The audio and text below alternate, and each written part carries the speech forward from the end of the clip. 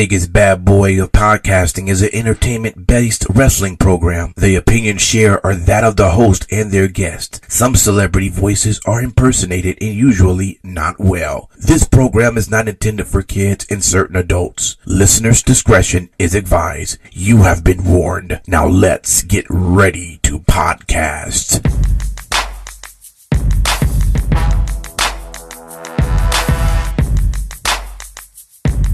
Welcome to another edition of Vegas BadBoyz of Podcasting. I'm your host, DJ Impact, and I got the BadBoyz, at least some of the BadBoyz. Plus one. Am I like that one guy in the band that just happens to pop up and you're like, who's this? It just happens like that sometimes. And he's like gone again. Kind of like Vince Neil in every band he's been there. So the man there you're listening to is Mr. Raven out of SoCal. How you doing? Doing awesome. How are you doing? Man, I'm living it up. Yeah, you know, I left LA today. It was rainy and like 60 degrees, and I come to Vegas and I'm sweating and 100 degrees. It's like that. The weather is killing me. Simon Street, what's up, man? What's going on, man? How's everybody doing? Good. Sin City Steve, how are you? Well. Doing well. How you guys doing? Matt Michaels, how are you doing over there? I was just, honestly, okay. I hate to bring this up and make it public, but I was thinking about that time I was fucking Halle Berry.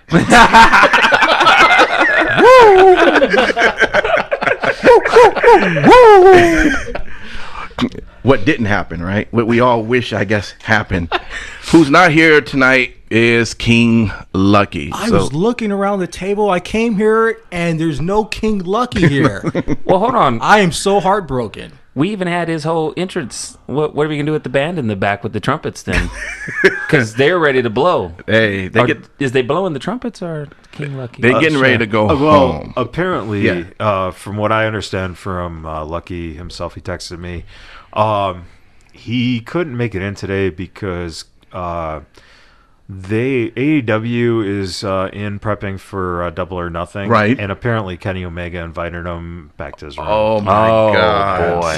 go Gadget Dick. This sucks because I actually wore my brand new blue Raja.com t-shirt to show Lucky. Get your down. Just gotta.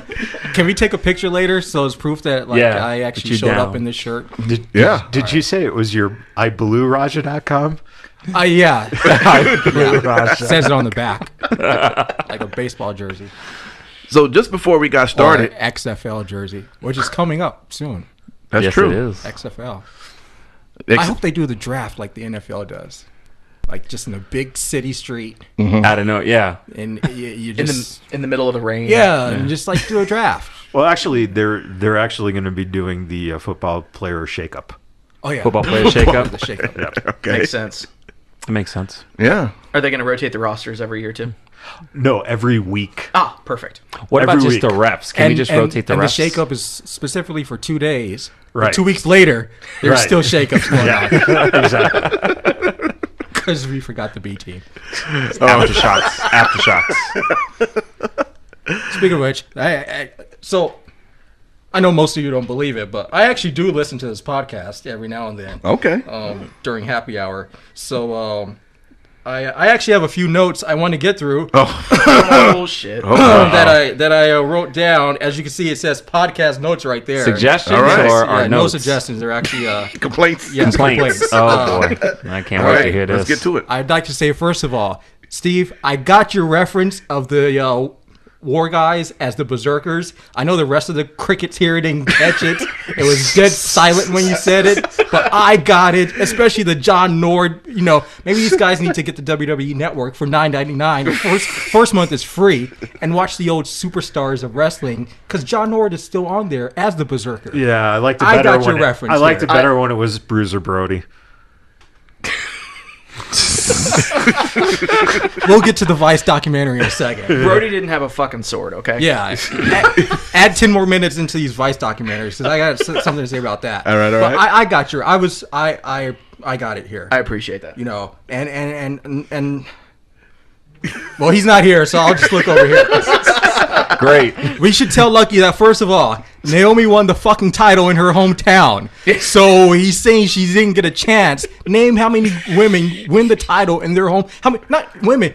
Anyone win the title in their hometown. I can only think of Trish Stratus. Kurt Angle. Kurt Angle may have, 90s. And did Miz or Ziggler, Cleveland?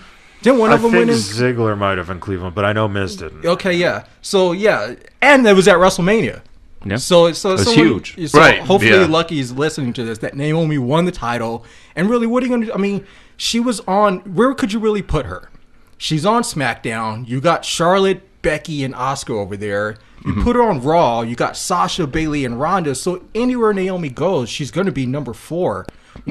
Not just because it's just by choice. I mean, not by choice, but just by the way numbers are. Right. That's Lucky probably calling right now. No. But, Not my phone. like they're trying to like do something with her, and they try to like put her with Lana to help elevate Lana and so forth. So yeah, and that's that. And as far as Lucky saying that Enzo and Cass were hired by ROH because he read this on Raja, it's totally false. Enzo and Cass are not employed by ROH right now.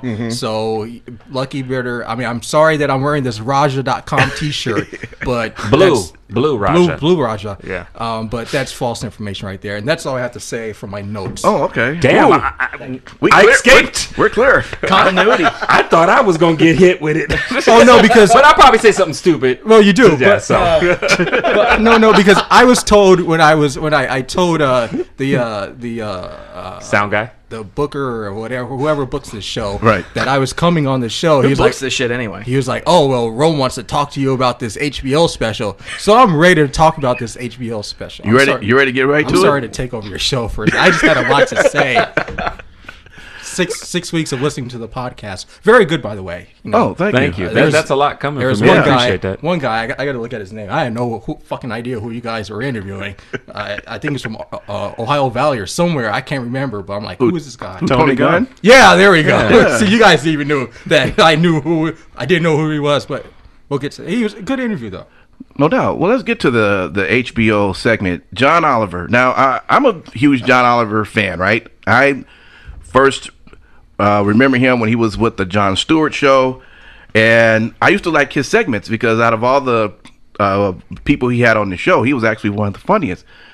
So, a comedian he is, but when he decided to have this show on HBO that was given him, I mean, he's practically doing sort of the same concept as they did on the Daily Show. So he comes out with this whole segment with WWE, and I gotta tell you, he threw out some things, and he did say, by the way, that he is a fan. He likes WWE, so he wasn't coming at it as a point of, oh, let me find somebody to bash up.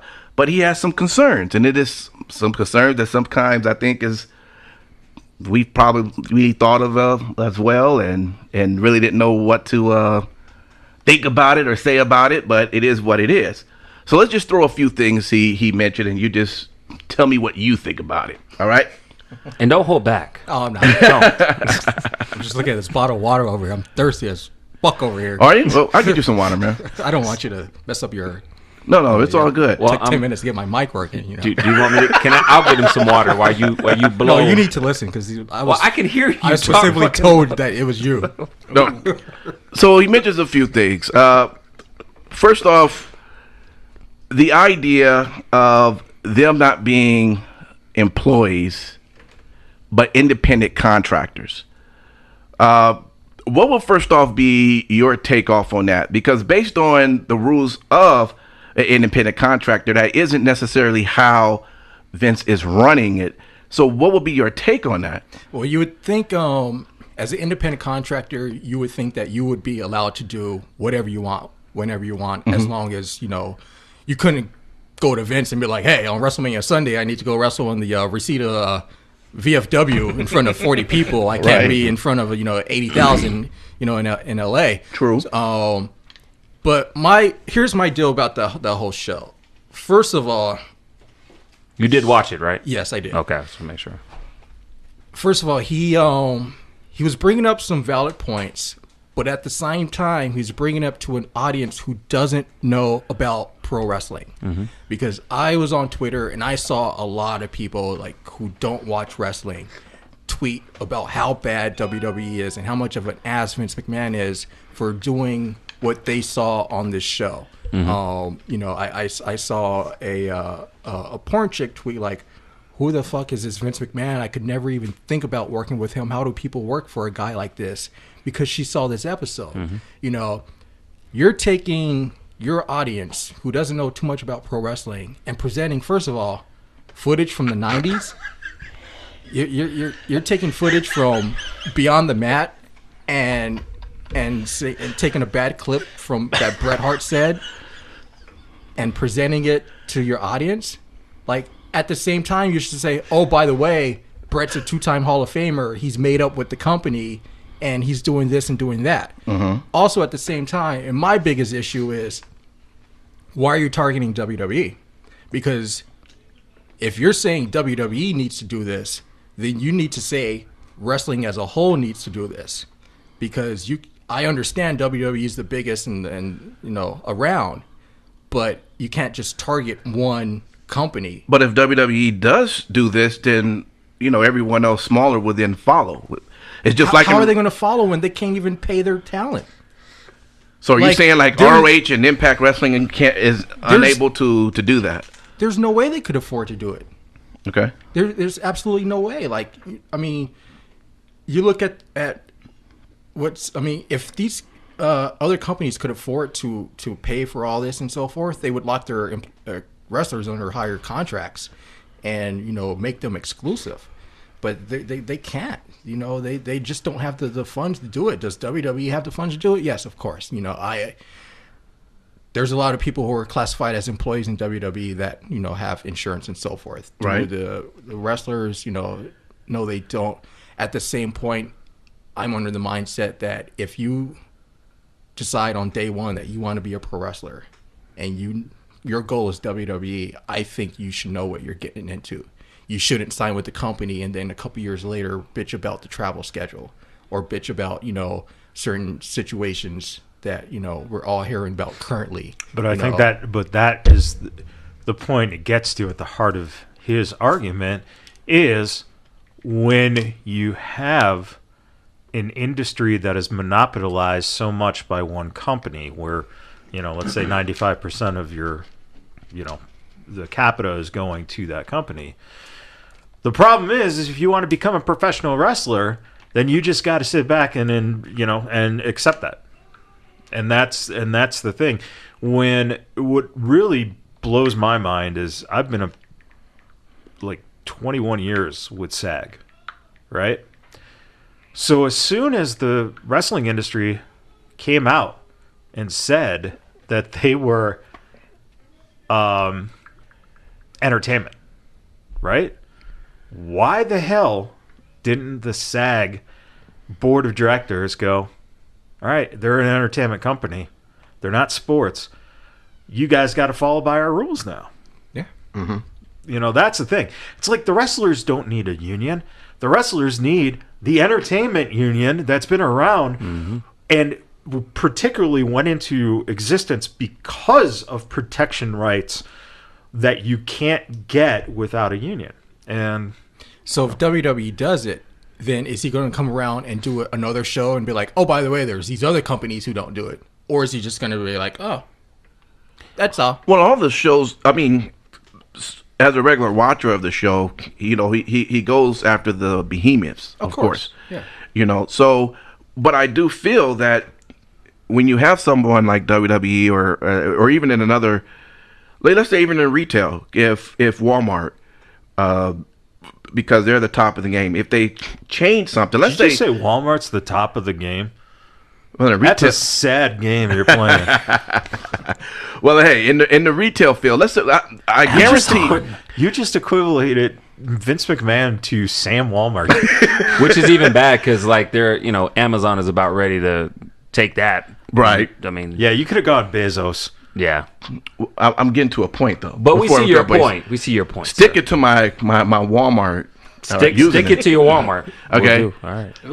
If they decided that they were not going to have they were going to close their stores on Black Friday because normally they're open now. If they decide they were going to do that and not, you know, give families a day off, I'm pretty sure it's going to go down the line where Target going to maybe go, well, maybe we could do that too, and a few other retailers, because there was a time where during that period everyone did shut down. So it took someone that decided, oh, we can make more money, we can stay open, and then everyone else follows suit. I think the same thing can happen when you have a WWE. If they were to start off that way with doing all the things that, you know, all of these things that was mentioned is to help the talent in what they're doing now and thereafter. Then everyone else below them in those companies could follow suit. But there needs to be something that is done. Yeah, I mean, but at the same time, you know, you're gonna go and make and do this episode of your show and make a lot of people mad, and then the company you're talking about opens their door for you to come to their biggest show of the year, and you and the network that you're on decline. He was given, you know, open reign to come to WrestleMania, and both him and HBO declined to attend WrestleMania. So, well, why? I think though one of the reasons they did decline is because they had an episode that week that they have to put out on Sunday. Right. So scheduling wise, I could see where that's a conflict. Okay, then show up on Monday or say, hey, we can't make WrestleMania, but can we come to Raw?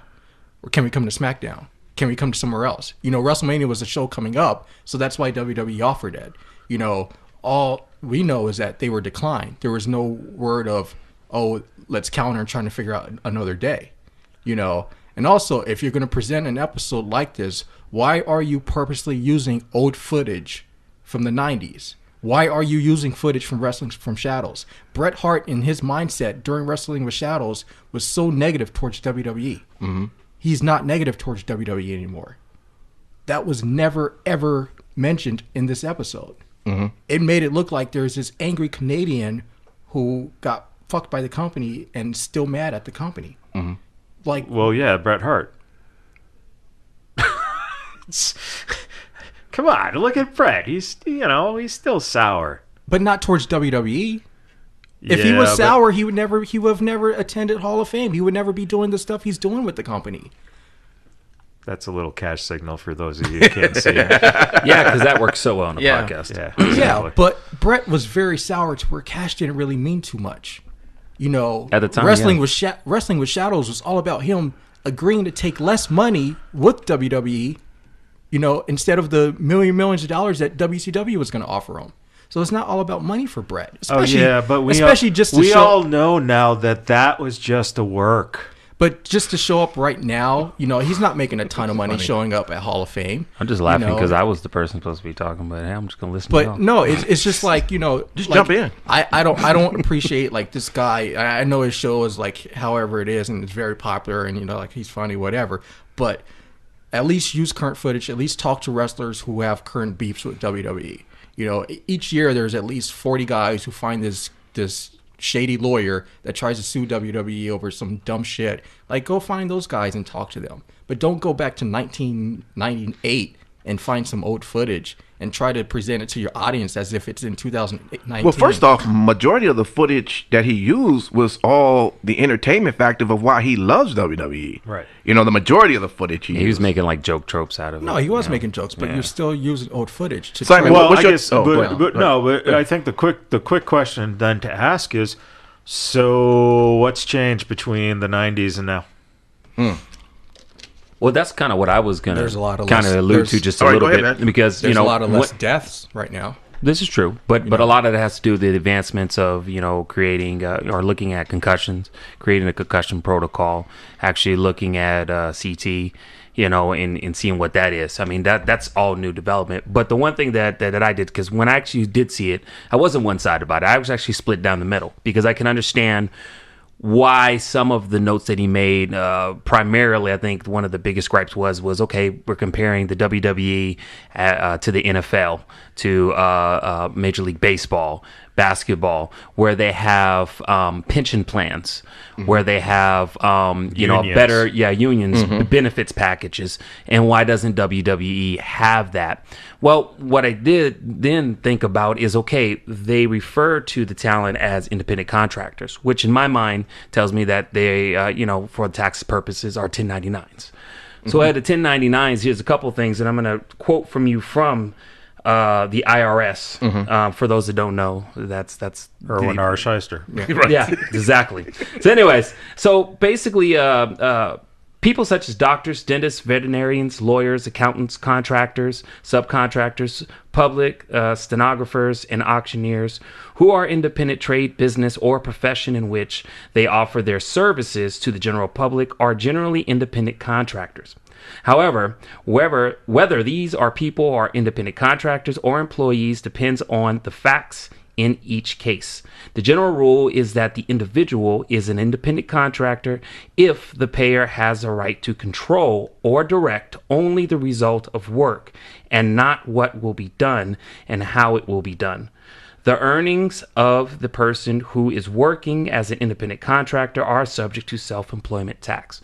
So by that meaning, the reason why I bring that up is because one part of that show that I did see is he was talking about how does the WWE say that these are independent contractors, but yet we have these he called egregious contracts to where they can't do this and that, which kind of goes against what the IRS is stating the definition of an independent contractor. But hold on.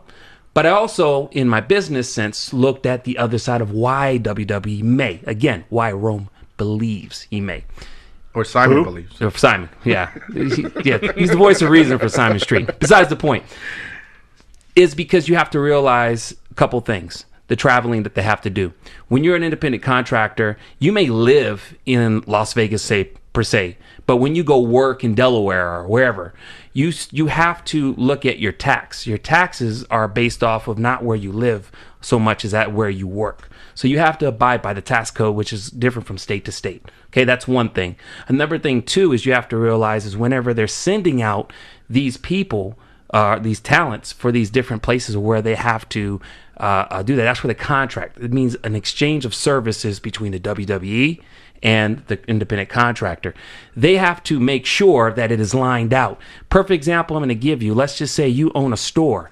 I'm some kid that makes graphic t-shirts. I come into your store and say, hey, I'd like to sell some of my t-shirts in your store. Okay? An idiot business owner would say, sure, kid, go ahead.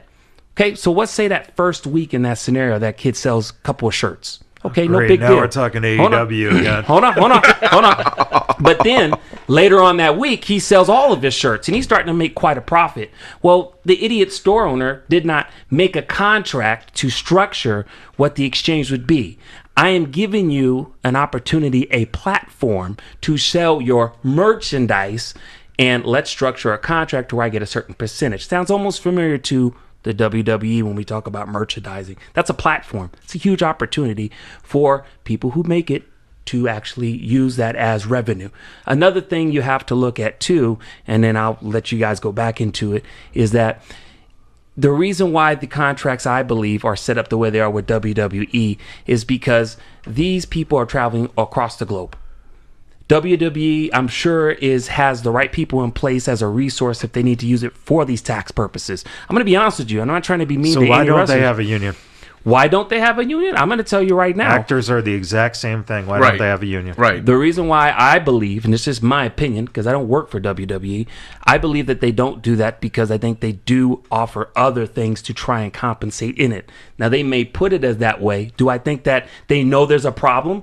Yes. Do I think they know that the life expectancy of wrestlers is 65, give or take? Yes. Do I think, do I think that the WWE knows that? But you have to realize how much is that to actually set structure and make that for this type of business. You're talking about people who wrestle almost the whole year. You're talking about people that, don't have guaranteed contracts. If they get injured, that's it. That goes with being an independent contractor. If you can't That's service, why you have a union. Right.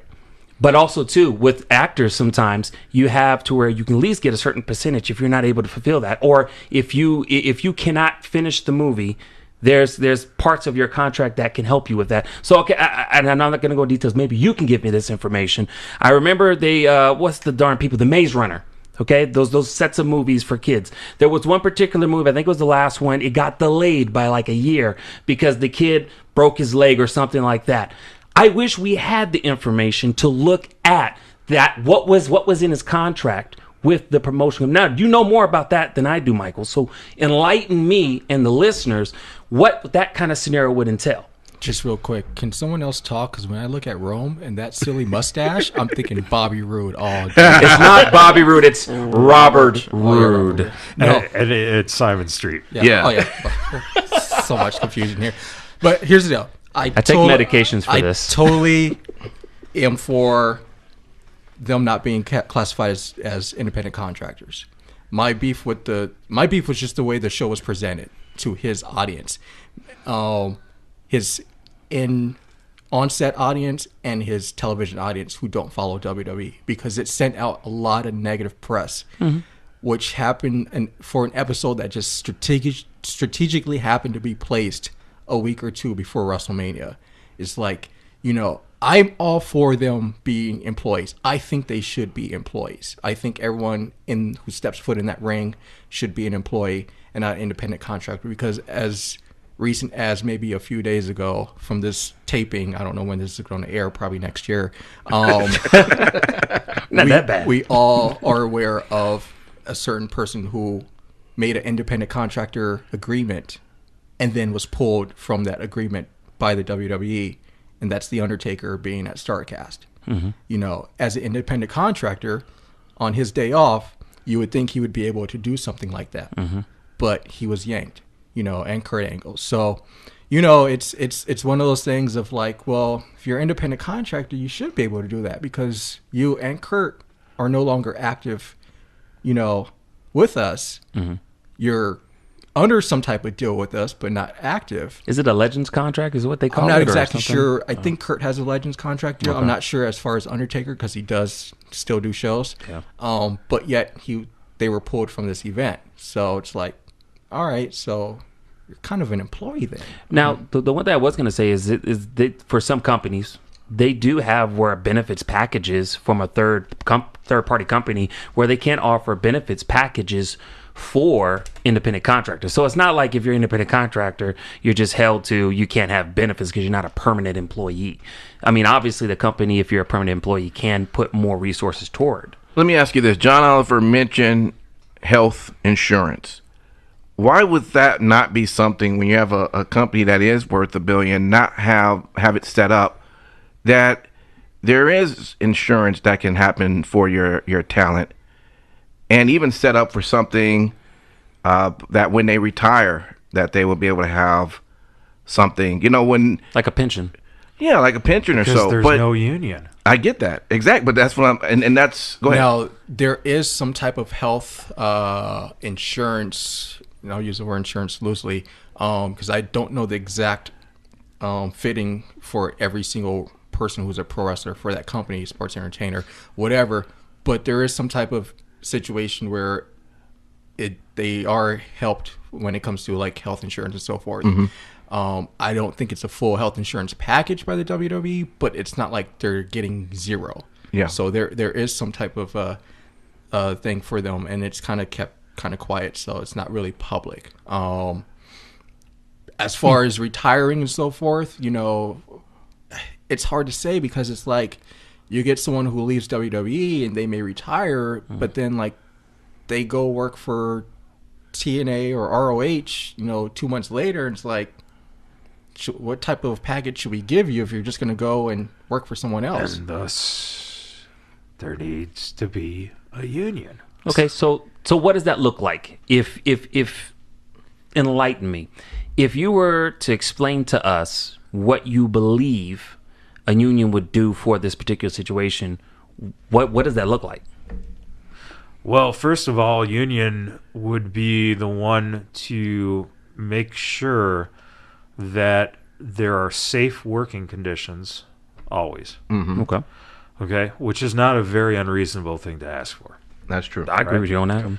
Second thing a union does, a union makes sure that in a case like this, where you have people who are scheduled on the road for up to 350 days a year, that they are not being worked at a pace in which they can't have days off. So, for instance, baseball, right? There's an off season in baseball. There's off season in football, etc. Right? They don't have an off season here because, quote unquote, they're entertainment. So now you're trying to have both edges, right? Because you're trying to keep them out on the road because they're sports entertainment. So why should we have a season off, or an off season, because we're entertainment? But yet they're doing stuff that is more physical than anyone who would be relegated to, let's say, in an acting situation, right? You go and you're filming for 10 weeks, 20 weeks, whatever, right? 6 months for a TV show, right? You still have off time. And in that off time, because you are an independent contractor, you can take a job with so-and-so or go to an autograph signing or whatever, because you're not being monopolized like a baseball player would be because you're signed with this organization. So there's a lot of things that they've been able to essentially get away with because they just use the muddy cloud. The fact of the matter is that in the reality is, if you're looking at it from, you tape television shows on Monday, Tuesday, and pay-per-view, right? So you got one Sunday a month, and then one Monday or one Tuesday every week, right? Then, to me, that's fair game for a television type contract, okay? If you then need to apparently have your house shows to then keep your business alive, which still boggles my mind considering Fox just gave billions of dollars to them. Right. So you're struggling with your house show numbers as it is. So you're effectively probably, maybe not making as much as the house shows as it used to be in the model that had worked for so long. And now is a time that you can look at it and go, realistically, you can, consider how to do something. You are correct in the angle of, we're arguing from a standpoint as well from a television show giving this piece out there. So you're a television show who is now reporting on this, where you're trying to get your own ratings by using the WWE's biggest rating maker of the year at the same time. So in all essence, it all comes down to one thing, and that is very simple. The money fucking rules, period. They don't give a shit about who you are, what your life is, and anytime that they want to make an example, it's easy to make that example because you want to go ahead and you want to show, oh no, we put, so-and-so in rehab because they came to us and they haven't worked for us for 10 years, but we're good. We're going to put them in rehab. And it's like, yeah, that rehab didn't cost you shit as compared to what it would have cost you to monitor the situation to make sure it never happened. Makes sense. Sin City Steve, man, Definitely. what you got? So I was actually just looking at some info from the profit and loss statements. And obviously, we all know that total live events revenue was actually down from 2017 to 2018. In particular, house show attendance suffered a multi-year downward trend by 10%. If you look at ratings for Raw, for SmackDown, it's down roughly 26%. And that just speaks to, I think, a shrinking base. But keep in mind, you have, like what has mentioned already, you've got billions of dollars that are about ready to be injected into this company. One thing that they could very easily do is to scale back on the house shows, which are not drawing money. Right. And honestly, at this point, are becoming a liability. And you're taking years off of your performers' lives and their careers when it's not a good return on investment. Is the point that I'm trying to make. Right. One other thing that you could do if you don't want to go down that route of reducing the number of house show dates is you could institute a rolling off season, and I'm using finger quotes when I'm saying that. I'm not saying that, the product shuts down or anything stupid like that. But how many times have we seen it where a particular wrestler, superstar, whatever you want to call them, gets finished with a feud or a particular storyline, and then they get shuffled off to a different position in the card? Smartest guy in the whole fucking company, Brock fucking Lesnar. 100%. 100%. Instead of shuffling these talents to, if they're in a championship program, shuffling them to a mid-card status, okay, after that storyline is over, then give them a month off. That makes sense. I mean, that could be something that could be done.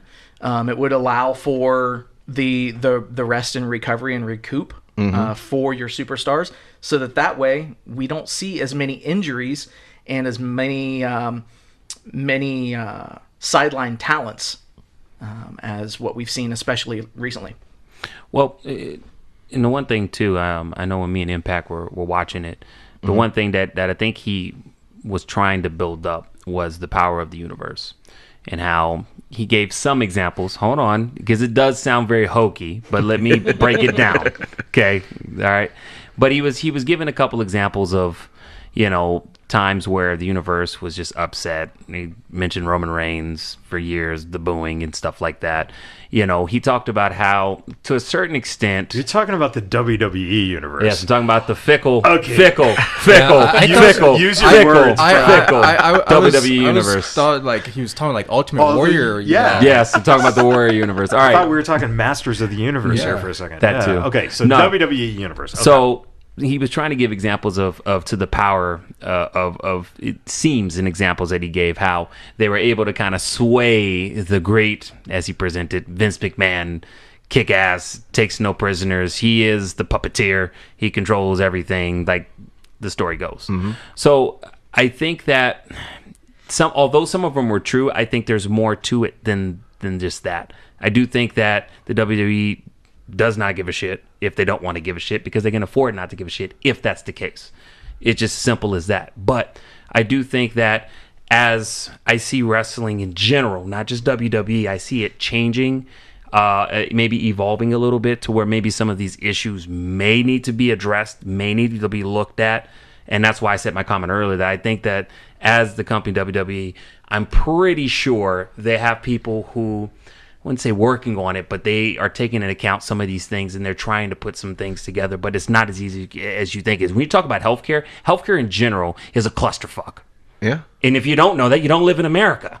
It's a clusterfuck. Have you ever had to go and look for your own insurance? I mean, I get fucked in my ass when I have to look in my insurance policy on shit that I'm not freaking covered, that I thought I was covered when I look for it. So just saying that in general with way insurance is, I think that may be some of the delay of why we're seeing that. But the one thing that I can say personally is I am tired of seeing stories like Jake the Snake, to where he couldn't even afford his own surgery. I'm tired of hearing about past wrestlers that, I appreciate everything that they've done for me, and to hear that these stories that they almost homeless. It's heartbreaking, and it's like, I wish that I could wave a magic wand or do a GoFundMe to help them. I don't want to see any more of that. Yeah, and I don't, like I said, I don't think there's going to be much more of that in the future, because, the people you've named lived a harder lifestyle in their pro wrestling careers than the guys right now. It's no longer the, drinking and drug era. It's the PlayStation, Xbox era. Yeah. And it's true. All these guys do go straight to the rooms and, Zone out. play video games. You know, it's no longer being at the bar. And that's the problem with the youth of this generation. They're playing with their boxes. Yeah, but it's like, you know, so I think, you know, 10, 15 years from now, when some of these guys who are on TV or in their later careers, we won't see them as bad as some of the people we've seen from our 80s and 90s. Does it change when Vince dies? There are some things that will change, but how much I have no. I mean, idea. to answer your question, it depends who's taking over. You know, if we want to read Raja.com and believe that, you know, Triple H is going to take over, you know, obviously a lot's going to change. But at the same time, Triple H cannot run WWE the same way he runs NXT. Nope. Because NXT is taped once a month with long-term booking plans and only 5 pay-per-views a year. WWE is, you know, 5 hours of live television each week with, you know, 12 pay-per-views a year. And sometimes booking ideas change, you know, an hour before you go live. So, I mean, everyone's like, you know, Triple H is going to come and save the company. And it's like, it's going to be harder for him. You know, and the people that he trusts who book NXT, I'm sure he's going to want to bring up to help him. So then what happens to NXT at that point? You know, so I don't know. You know, there's always been the talk of, you know, Disney always being interested in purchasing WWE. So how much does that change it if that happens? But I mean, realistically, to answer your question, Vince is never going to die. So I mean, why are we He's immortal. Why are we even, you know? You want to thinking know about why this? he's not going to die? Because the man drinks giant's milk. It's not even that. That's why. You want to know why Straight he's not from gonna the die? teat of a giant. No, I'll tell you why he's not going to die. Because on Saturday night before WrestleMania, it poured in New Jersey. The day of WrestleMania, and during that whole show, it was cold as fuck, but it didn't rain. And right as that last bell rang, Vince turned on the waterworks, and it poured again in New Jersey. Vince controls the weather. I'm telling you this. He's it a happened, demigod. It happened in Orlando. The same thing. It rained all the way up till Lillian started singing the national anthem. Yeah. And then right as Taker pinned Edge and the pyro's coming, there's a fucking tsunami coming. Yeah. Like, what happened here? Like, the guy controls the weather. So Yeah. no, Vince is not going to die. So we're good for that. You know, he probably was back. I'm sure for all you Game of Thrones nerds, he's probably in one of those episodes because he probably lived during that era too. Well, so you know, just to conclude from it, I guess the whole idea is just that, you know, we love the talent because we've watched wrestling for so long, and we just want to make sure. I don't like that- Kofi Kingston though. Oh boy, we just want. Well, Kofi is, you know, he's a, and you know, you guys don't see the messages I get from this guy. You know, he's a Red Sox fan, so I had to hear about that. Oh, shit. He's Well, a there you go. Patriots fan, so I had to hear about that. Are There the you Celtics go. still in the playoffs? I heard they made it to the who? playoffs. The Celtics. Yeah. I just said the Sonics. I was like, excuse me? The Celtics are in the playoffs, and I'm like, you know, and then he wins the title. I'm like, oh my god, like what's in the water in the Boston area? So I yeah, thought he was from Jamaica. Are you still stuck on that? no, we figured that he wasn't. I think the week after Spirit Squad got sent to Louisville, there was a 23andMe that came back, and his percentage, he was like 78% Bostonian. So Let me ask you this, real talk though, because you do have a good relationship with Kingston. What was your take when you saw him win that belt? What was your? well, let's see. Originally, when I read Raja.com, I kind of knew the finish, so Okay. I didn't expect him to win because Raja said something else. But no, honestly, when he won the title, I was sitting in the section with a lot of the wives and parents of the talent, and I can say there was honestly not a dry eye in that section of the building I was Yeah. in. Why was that? Just seeing a lot of people backstage, there wasn't a dry eye. And I can honestly say it was the next morning I was walking in from breakfast and he was coming down the escalator at the same time. We stopped and talked, and I told him, I was like, dude, like, you know, I hate you, but you weren't supposed to make me cry this weekend. So, you know, it was very unique. Yeah. You know, I think it's funny because everyone's like, you know, the women shouldn't have closed the show. Here's my opinion. I understand the power of Ronda Rousey. She's very powerful. She is. But I think there was a moment in February where kind of maybe should have closed the match to show with Daniel Bryan and Kofi Kingston.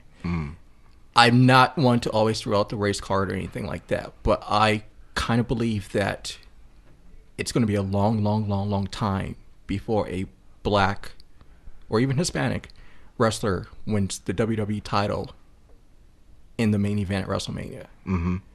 It's going to be a quicker time before other women can main event WrestleMania. And I think this was the moment of saying, should have ended with Kofi. Because you can, catch an audience that way, Right, yeah. And I think, a change should have been made. That's my personal opinion, because I think you could try again next year to close Mania with women. But it's so fucked up because of the fact that, what it ends up making people argue is it the black champion who hasn't been, or is it the females who haven't been? So you had two historical moments to choose from. But you could take one historical moment and move it to next year, because there isn't really another black athlete on the roster who you could probably say is going to be able to main event WrestleMania, next year. But I can make probably 3 main event women's matches for WrestleMania next year. I was just about to say that. So, I think it could have been a audible called and gone this way. I think either way you go, you lose. You don't, because people are going to bitch either way. Well, they're always going to fucking people are bitch. always going to bitch, but if you want to get the historical moment, you could have had 2 historical moments in a row, in 2 years in a row. This year with Kofi, next year with the women. But I guess the argument comes down, and I see what you're saying, and that's respectful. But I guess the argument comes down, and again, what we're like I said, what you're arguing then is, well, then is it more important that the black champion got the push this time when you had the Becky thing, the momentum going back a little further, and Kofi, the buildup was just like, oh, the fans like him? Oh, shit. Well, all right. Let's kind of 6 weeks, throw it together. True, but honestly, I've been in many arenas between Rumble and Mania, and I can say that Kofi was the most over person, more so than Becky, on many of those nights. Becky lost a lot of steam because there was just some random pay-per-view in the middle of March that had to be made, because usually the run is from Chamber to Mania, and that's a good build, but they had to get through this pay-per-view, and she lost a lot of steam. And even still, as of last week, Kofi is a tad bit more over than Becky, because there was one point from SummerSlam to Survivor Series where Becky was literally the next Steve Austin. Yep. Literally. Yep.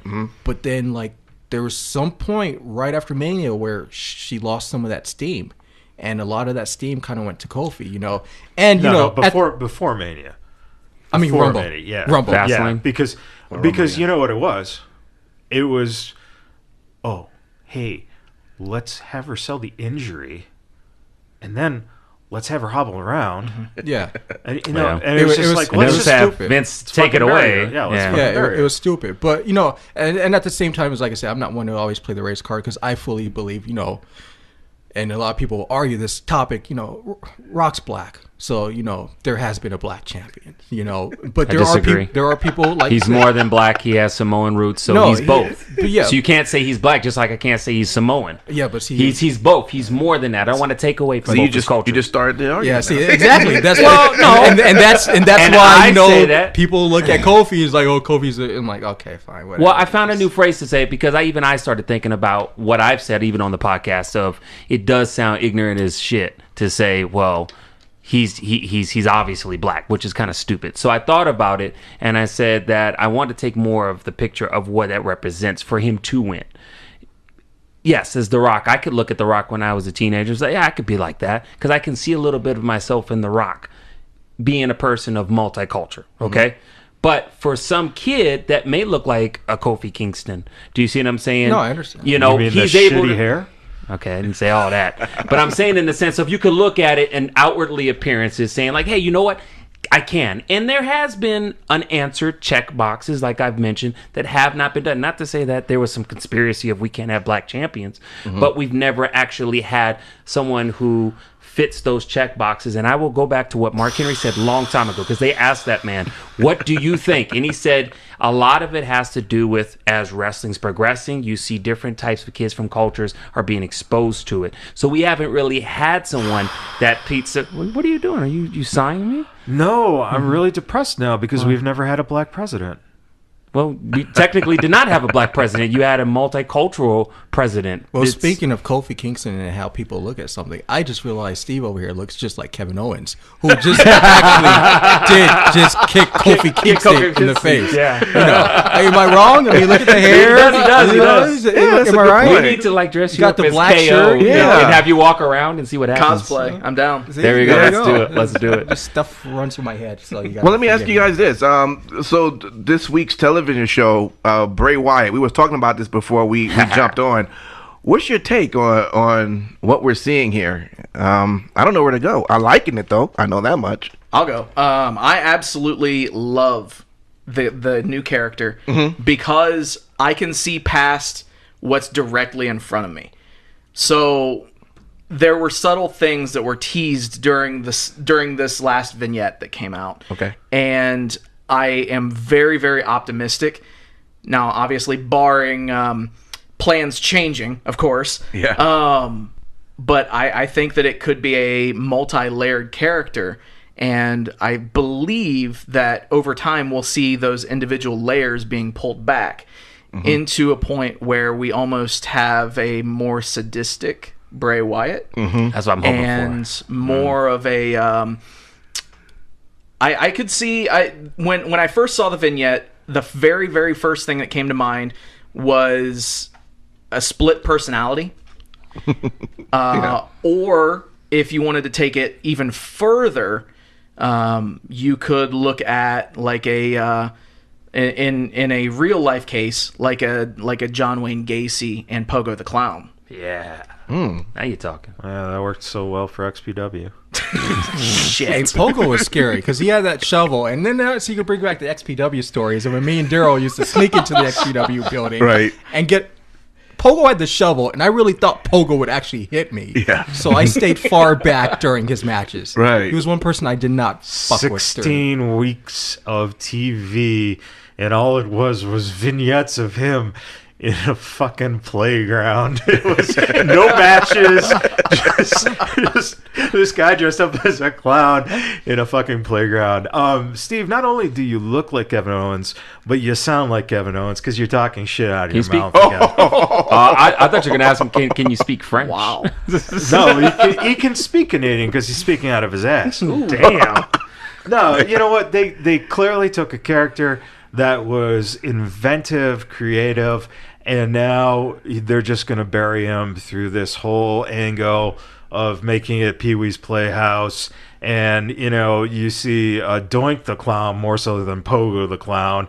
It's just going to be nonsense. So it's just a big clusterfuck as far as you're concerned. Yes. It's hard to judge after one vignette. Yeah, exactly. I have to see the long I'm term. going to fucking judge it. No, because And I just did. No. It sucks. That's that. No, I'm End of story. I'm not defending Fucking it. judger. I'm not defending it because Shame. I honestly, you know, I see, you know, the Firehouse Funhouse, you know, set up in the ring, and it's becoming like a weekly talk show. Nah, I You love know, that. I see that, and I think that's a little bit too much. You know, but I could see that happening because I told a lot of people the first time Vince fucking sees Otis do this worm, that's the end of heavy machinery. Yeah, you're right. You know, so and look what happened. So, you know, Bray, everyone's like, oh, it's a great vignette. Bray's great. I'm like, you know what? When he was doing the Wyatt shit down in New Orleans, he was great. Yeah, you know, yeah, in that the was cool. swamps and everything. Bray always had great vignettes. Bray always had great build-ups to his matches. It's when the bell rings. Agreed. You know, and so has Bray changed from that aspect in the ring? Because we all can remember his feuds, but do you even remember the match? You know Bray feuded with Cena. You know Bray feuded with Roman and Jericho and, you know, to an extent Taker, but do you remember the match?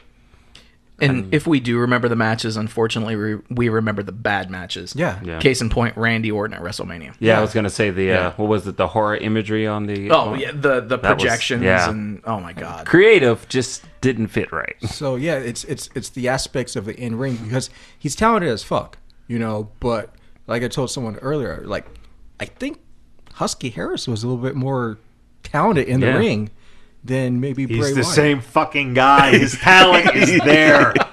He had good matches. Name them.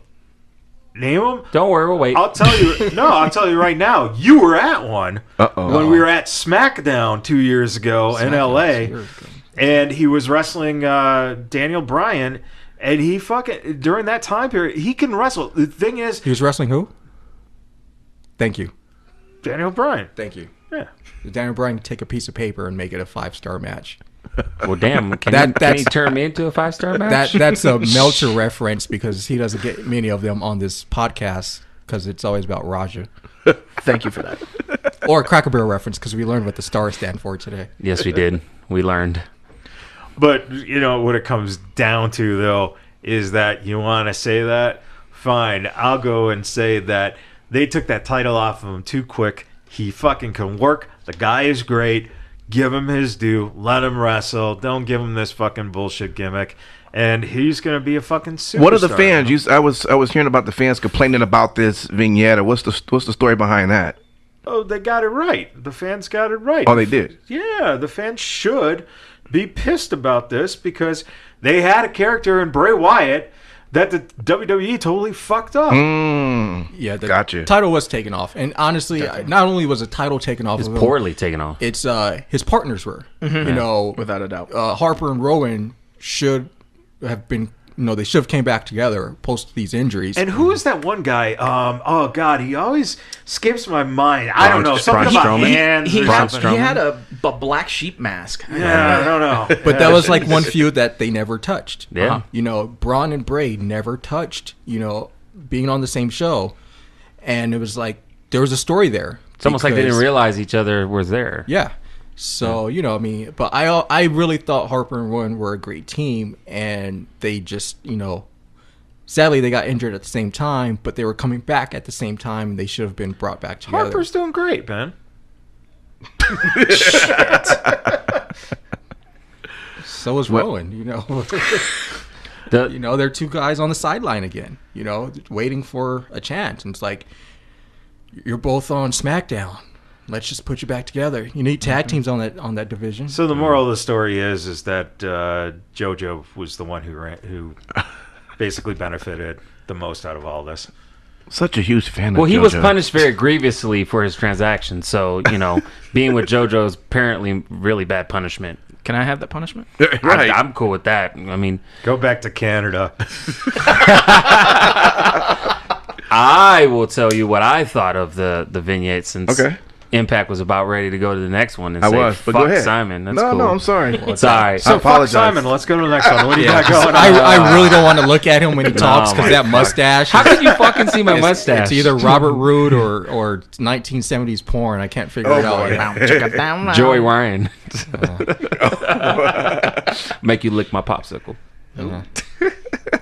Anyways, I think that a lot of people are overthinking this whole vignette thing. I think some things that Sin City Steve said might kind of go into that, but that's given the fact if WWE can do what we all been saying, find a way to let someone who's talented fucking wrestle and showcase their talents in addition to their great vignettes that they always have. So this has been an ongoing problem that they've had with Bray Wyatt since he became Bray Wyatt and no longer Husky Harris. But I will say, I think it would be great to where it's still Bray Wyatt, the same Bray Wyatt we had before, but he's trying to work through this, redemption bullshit. And that's what this whole Firefly room bullshit is. Him going back and forth. Let's just get past it and finally do the smart fucking thing. And that is, get rid of this fucking B-team thing. Put the brothers together, Please. and let the Well, brothers. I was just gonna do say that something. Yeah, because when he was doing his second vignette, I was waiting to say this would be a great time to believe. Yeah. And just have him give him a prop or some shit. And then, you know, or some, I thought it would have been funny. It might have not been noteworthy, but I thought it would have been funny as shit. But yeah, I think that would be a great as well. And then you bring Curtis Axel, instead of having him be Curtis Axel, which is just fucking stupid. Right. Have him be Kurt Hennig Jr. in a singlet on this, so everyone's Dye fucking his hair. delusional. Dye Yeah, his hair. everyone's Just- delusional. And have him make in that free whole throw thing. shots, but not make them. Yeah. Okay, that makes sense. I was just saying, I think it's great creative. And the one thing I'm excited about is wherever the fuck it came from, I'm excited that they're trying to do something creative out of the box. If it falls flat on its fucking face, it's not like I've been disappointed before. Speaking of out of the box ones, JoJo do? Will there be a Jack in the Box? No. I like I said, it's only been 1 week, so it's but it's it's something new during this low period of post WrestleMania where we get into SummerSlam and so forth, and so this is a very unique, maybe 8 weeks for the company. Because originally there was supposed to be a pay-per-view in Saudi Arabia, which turned a lot of things around, and it got moved. You can almost say it's making heads roll. True. But at the point to where schedules were already made, so for the past 2 weeks, there have been no house shows. A lot of TV shows are being reworked and so forth. So Wait, there was supposed to have been a pay-per-view before Money in the Bank, right? Saudi Arabia. Before, but it wasn't even supposed to be Saudi Arabia. It was supposed to be like Backlash or something. Yeah. No, Money in the Bank is usually in June, but they pushed it to May. Backlash was going to be in June in San Diego. Right. That got moved to being a house show. Oh, okay. They're trying to figure out what to do with Backlash right now, because at this point there is no May pay-per-view, but there has to be a June pay-per-view, but there has to be a June pay-per-view Maybe a network special. or a network special. Yeah. So we just had one last week, Right. in the house show. So, so there's a lot going on. Yeah. There's been talk of a takeover happening, but that needs to be decided very, very soon. So, Right. who knows? Before I jump over to It's kind of like the travel department took the DJ Impact schedule of traveling, of where we're gonna book everything that's not important and not visit the stuff that is important. easy now. You were the there's nap king. times. You were the King Lucky fan.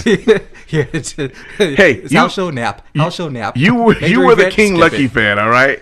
Before I jump over to the AEW, I wanted to ask you, what's your take on Sasha Banks? I know I'm confused at what I'm hearing here. Who got some info on that? Who can tell me what's going on? I'm only going to say it the proper way that people should say stuff when they hear things and say, rumor has it. I'm not going to say that. But I am going to say that many of the different sites that claim they have information seem to have one common thread point among them. And what's that? Whether that is confirmed or denied is that Sasha Banks has decided to sit out the rest of her contract. Again, that has not been confirmed, and we don't know. I just know that almost all the 5, including Raja.com, stated was that she's going to sit out the rest of it. It was a stalemate. So could that be some truth behind it? We don't. Am I heartbroken? Yes, I'm very heartbroken because now I'm relegated to have to freaking look at her Instagram. What has happened?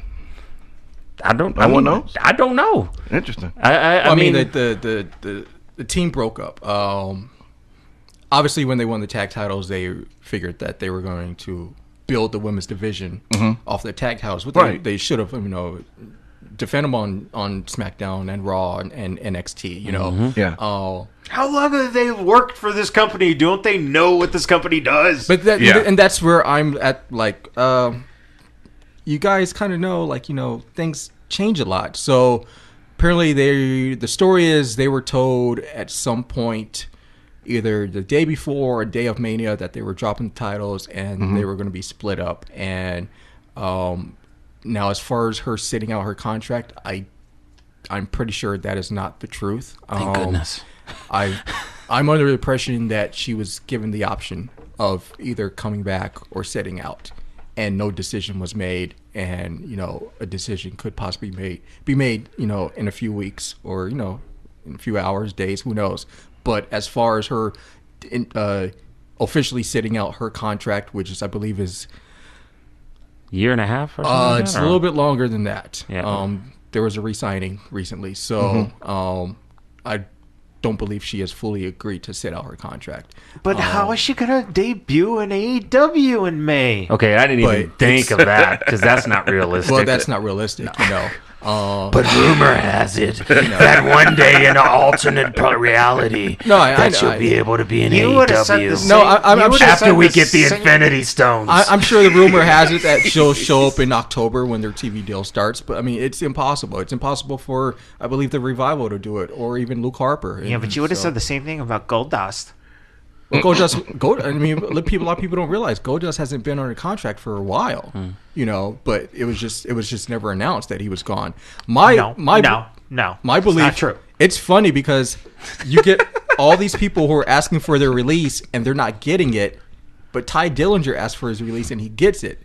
So it kind of shows how much they actually thought about Ty Dillinger. That's kind of like a big. If I was him, I would feel very bad. I'm like, wait, you guys released me, but 'Cause you he didn't was too release perfect. He was you didn't a release perfect everyone 10. else. Vince thought he was releasing Justin Gabriel.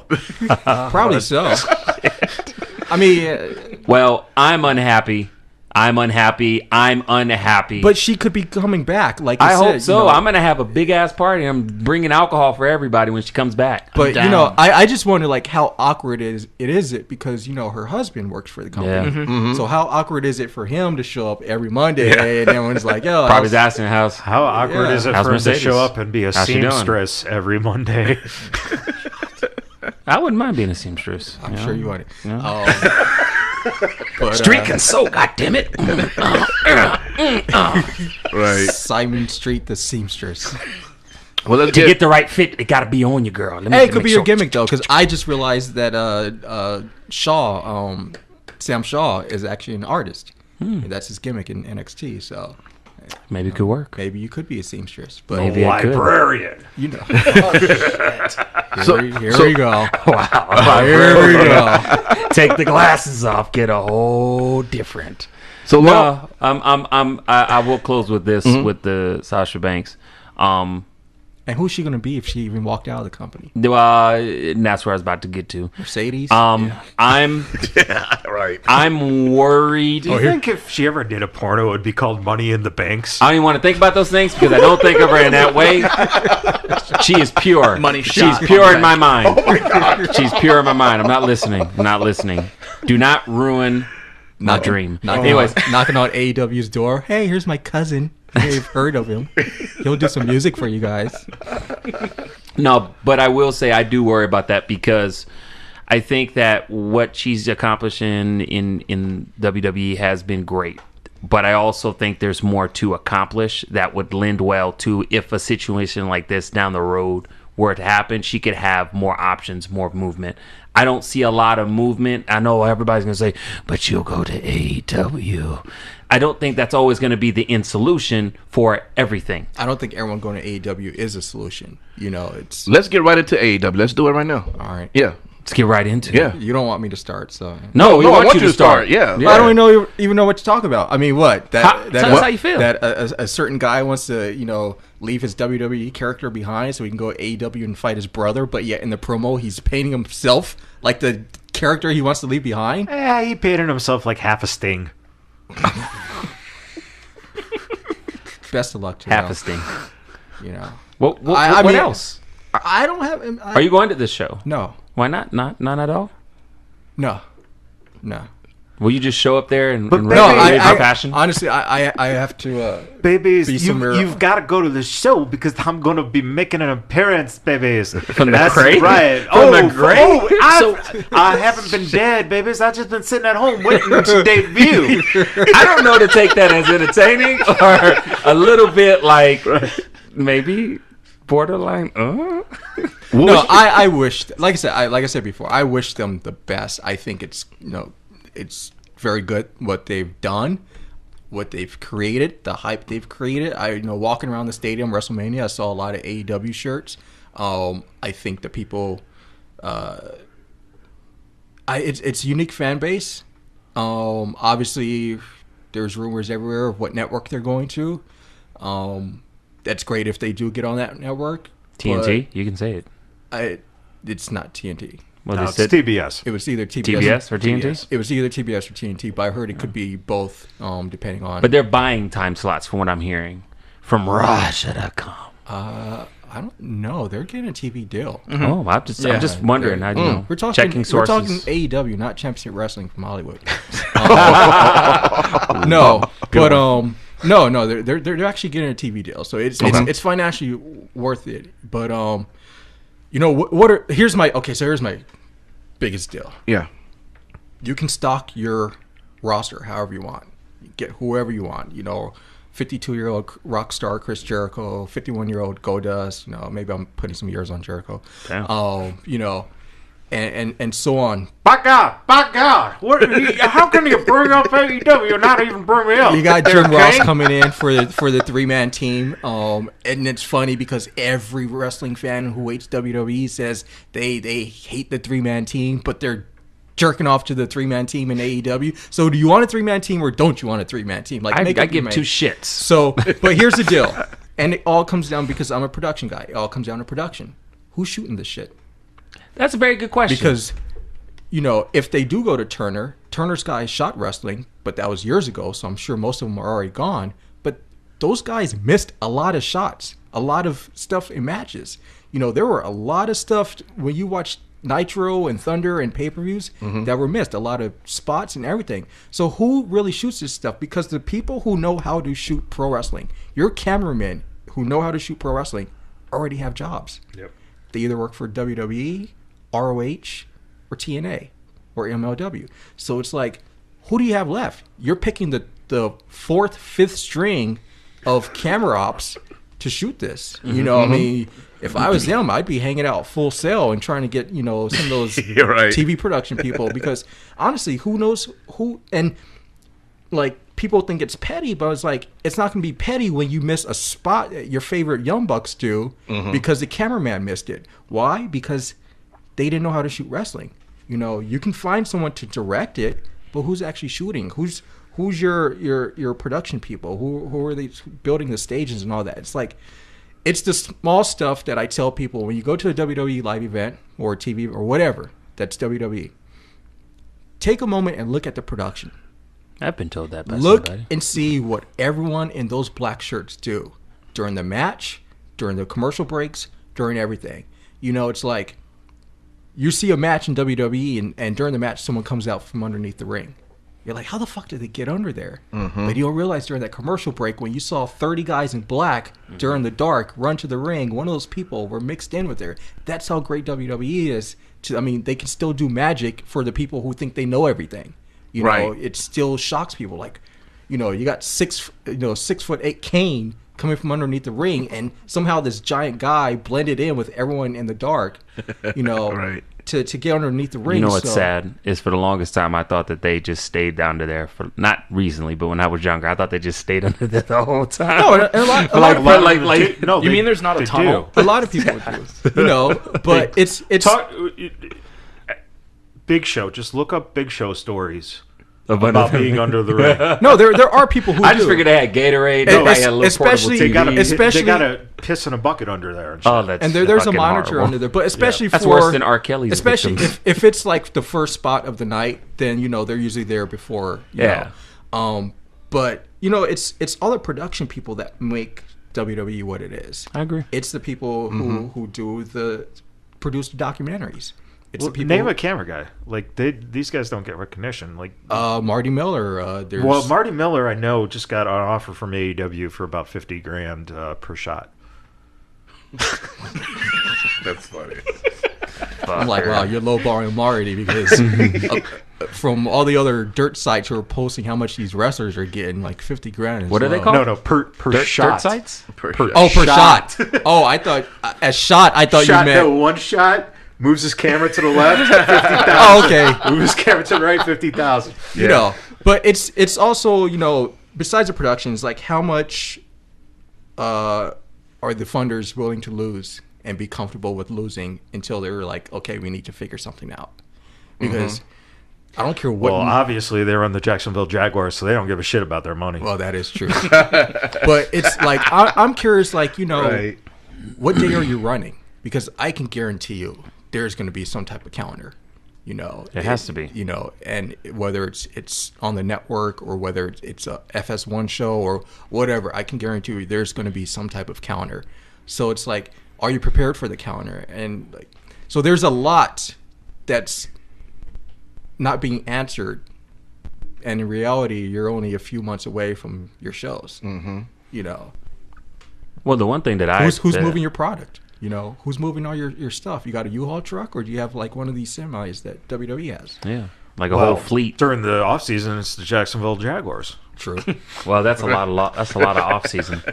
Actually, I can't really say that because actually they didn't do too bad for themselves the last 2 seasons. So, the only thing I worry about with AEW, and I've said it time and time again, is I think it's great how they do like the whole cloak and dagger type of thing where roll out more information.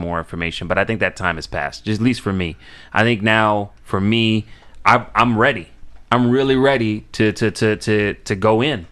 Double or nothing. But yeah, I'm all in and double or nothing. But the problem is they're still not telling me, these important details. Like when's the show going to be? Is it regular television? Well, like, please let me know something. The whole thing comes down to this, and you got to think about it in this. That it's kind of like it's being around the malls for so long like that, and then.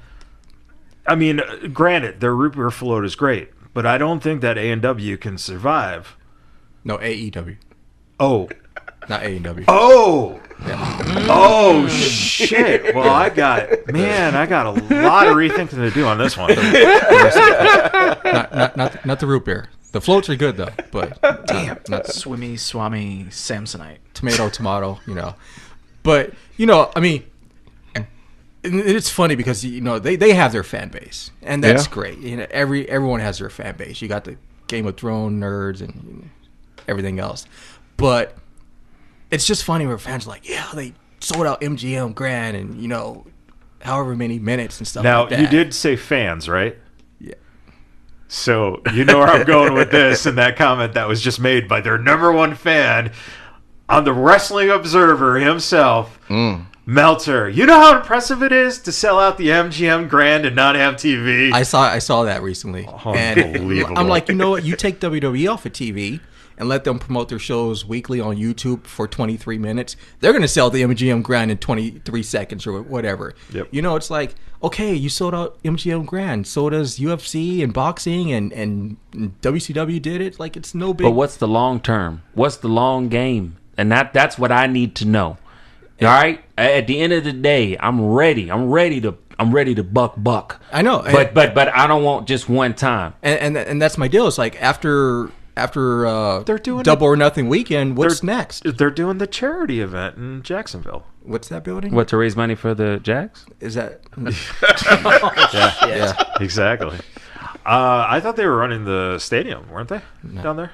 Oh, fuck it, I know. That's their next gig, and then they announced another thing too. So I mean, they're rolling in slowly, but no, I know they're they not at the. No, I know they have other gigs lined up because there's Chicago coming up and so on. But it's like I'm talking about their TV deal. The their TV. It's in October. Do you see what I'm saying? Okay, yeah, we got that finally after how many months? But give us more details. I don't know. Maybe I don't think they need all the details right now. Yeah, I don't think. Why do I need all the details? Because I'm already fucking consuming how many hours of fucking wrestling? But I'm sorry if I have to also balance real life shit.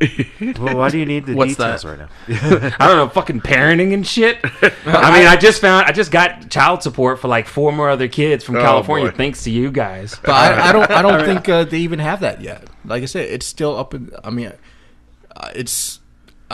under the impression it's still up in the air about their TV deal. Let's hear from Ushi Kawasaki's #1 fan. Realistically speaking, I wouldn't be surprised if they made the announcement of the TV deal at Double or Nothing. I believe that's going to happen. I think that's going to be basically an extra pair of underwears. The first thing that they do, and that's how they are going to launch there's the brand. Nothing sexier on a pay-per-view than paying $50 to see them announce their TV deal. Yeah, but at the end of the day, it's a finger quotes again historical announcement. So, I mean... But I already made my historical announcement, baby, for Double or Nothing. I'm going to be there in the main event. You know, it's been a long time since I've been on TV. What is the main event? Cody and Dustin. That's the main? No, I don't think that's gonna going to be be the main event. I hope that. That Isn't the Jericho match going to be the main event? I would say, I don't according to King Lucky, it's anything with Omega. See if we can find out. I could see that being the main. Who's Omega Wrestling? Omega and Jericho. Jericho. Oh, okay. 2. Yeah. 2. So yeah, King Lucky will bust a nut that night. or 3. Or maybe 4. Who knows? Who knows? Anyway, He needs extra underwear. Jesus. But yeah, I wouldn't be surprised if that does end up being the main.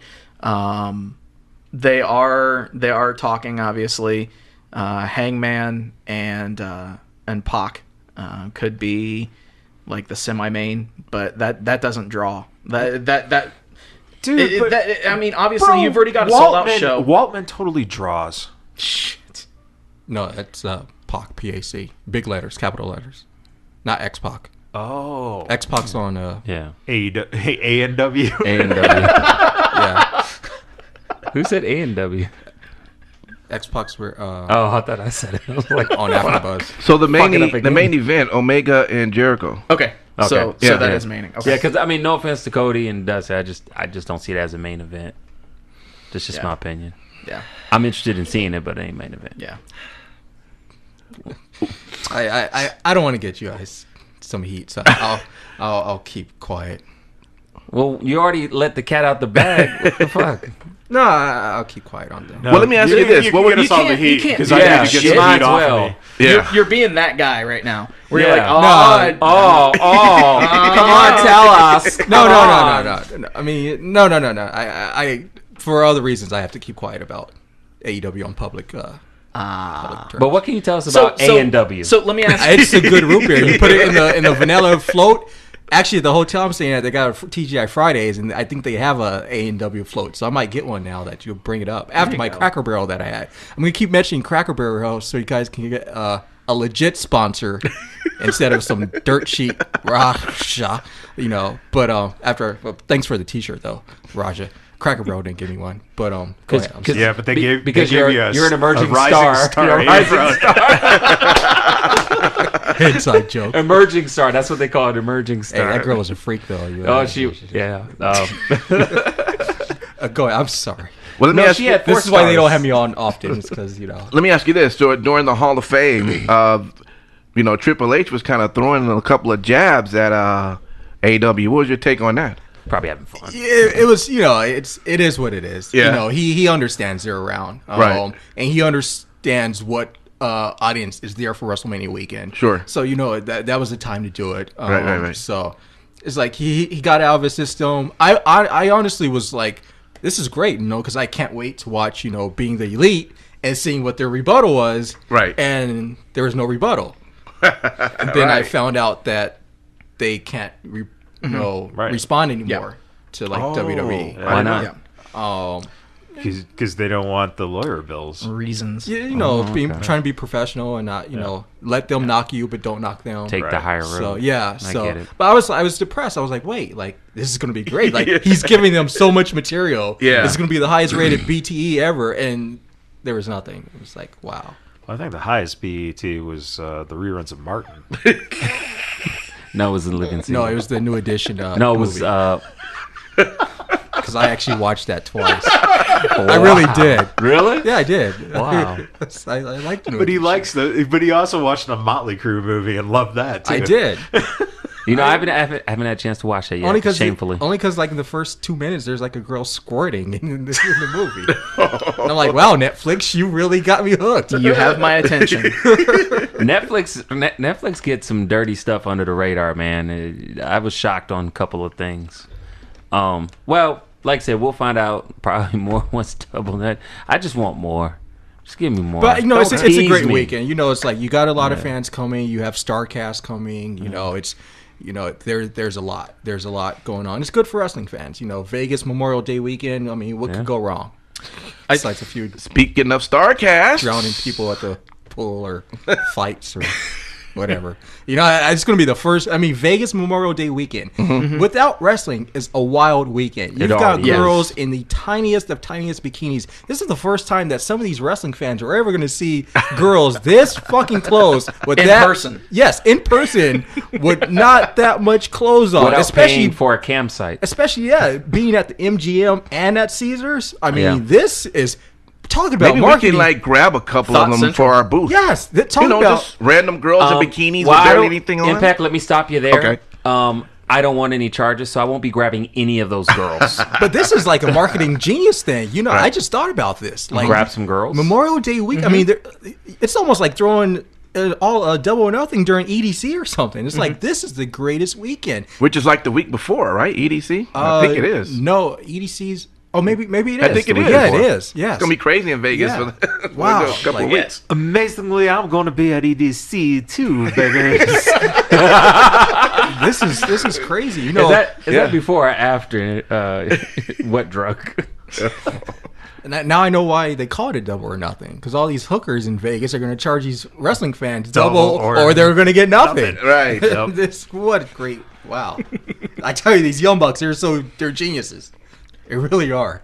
Well, guys, we have summed up the show. Unless you got something on your mind, we do have the StarCast again. We'll mention it one more time. Yeah, what is the StarCast? Like, I'm out of the loop. I don't really listen to the episodes, so You should have said you listen to the podcast.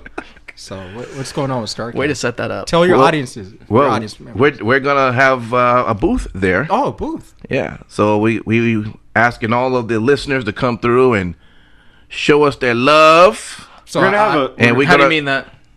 what? How do you mean that? Oh, Yeah, man. Because I mean, when showing love is, I don't know. Hey there, buddy. I think you're talking out of your Canadian hole there again. So Hey? are you guys going to be at StarCast? Yes, we are. Oh, so they got you all passes and everything? we're good. We're good. Moving up in the world. Yeah. Look at that. Hey. Came here after Rumble. It was just a little shit show production. Now you got StarCast passes and everything. I saw the T-shirts. I saw the big photo shoot that happened at 7:23 in the morning. Yeah. And Photo the shoot. Vegas sign. Wow, this is huge. It is. And there's more news coming down the line. Yeah. StarCast, you're definitely going to want to check out the table in the vendors area, because in the vendors room, we're going to have a little something special set up for those people who come to us and register as subscribers in front of us. We're going to have a little treat for all of you guys. We're going to keep you guys informed in the next couple of weeks, but Should they be bringing their dollar bills, or is this And something else? am I keeping my clothes on this time? Because that didn't work out too well last time. Well, my question just failed with this question. yeah. Keep your dollar bills at home. Mustache Mountain over here. You mean I can't eat and get tipped? Oh, shit. Just the tip.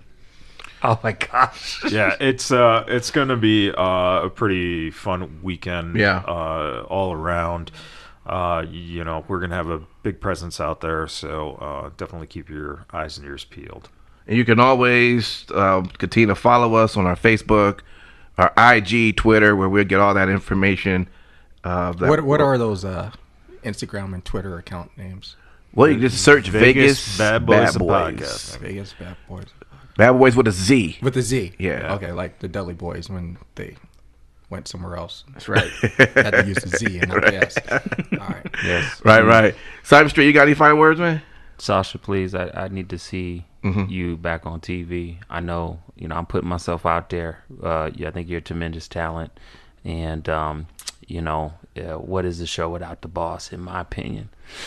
Work it out. Pray. So let's make sure we hashtag her and at her and everything so she can get this message from Simon Street, and maybe she'll just decide to show up. Well, since you guys are on Instagram, can you guys make like a little Instagram story of him saying this? Of course. We don't want to encourage him. Well, hold on. That would just enable him. What do you mean enabling? Who has access to the Look, to I'm the being account? appropriate. I'm not saying anything lewd about her. Yet. That's my boss. He doesn't have access to the account, does he? Nope. Not anymore. They blocked me because Totally. I I actually was putting just dick changed the pics on there. password just now. Blocked him. Why do you have it in the first place? Well, they didn't tell me I couldn't put dick pics on there. I didn't know. Shit. Sin City Steve, final words, man.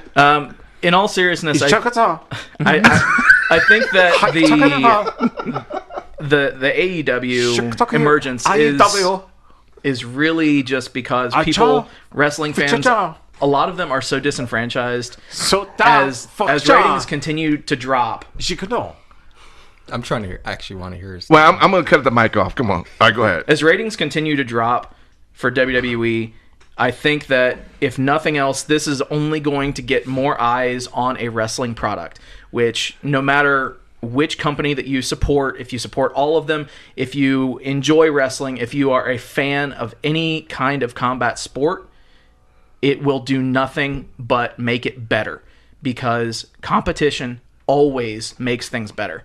So regardless of what your thoughts are of AEW, it's only going to make things better. I agree, because like I said, I don't hate AEW at all. I think the fans are a little bit too excited at this very moment for it. Now, come October in the first, month of television, and you're this excited, all for it. But I do believe what you say, because I think for the past 18 years, WWE has gotten too comfortable of not having competition, resting on their laurels, and now I think this is the greatest thing for pro wrestling. And it has to be stressful for them too, because it's not the outright competition you think it would be. Right. It's literally different viewing options. Which, if you look at media right now in general, that's where we're at. I mean, I got a 14-year-old that watches fucking YouTube and doesn't want to go fucking see the Avengers. I mean, and that's normal shit. People just want options, man. That's all that it is. And no, it's great, because it may not be the direct competition as the Monday Night Wars, but it's something that you can say, hey, I'm only going to watch wrestling for 3 hours this week, and that's going to be 1 hour NXT and 2 hours of AEW. And then you start wondering, okay, so what do we need to do for SmackDown? Because right now, or not right now, but when the time comes in October and SmackDown moves to Fox, it's going to be all about the numbers, and it's all about ratings, so it's going to be interesting. But SmackDown is going to have some strong promotional vehicles, because Fox does own the rights to NFL on Thursday nights. So, you can probably guarantee that Friday. A lot of, I wouldn't be surprised if a lot of venues for SmackDown on Friday is in the city where Thursday Night Football was at. That way you get WWE stars in that city the night before, and you can get NFL stars to stay the next day for SmackDown, because it's all going to be on Fox. Right. Exactly. So will Fox show, if they're doing a Jaguars game, will they show the AEW guys? Because I think they have presence. So do you think Fox doesn't bring them up? On a national level, if the Jaguars are playing on a national Fox game, like on a Thursday night game, no. You don't think they'll bring them up at all? Like, because I mean, they did that with UFC when they had the it's- deal with UFC. Didn't If they it's bring some the stuff? if it's the local Fox station and it's just airing local, Right. I'm sure they may say something. Oh, there's Tony Khan, and you may see like the Bucks and Scorpio Sky next to him, and Right. they may mention them. But on a if the Jaguars get a Thursday night Fox game, no.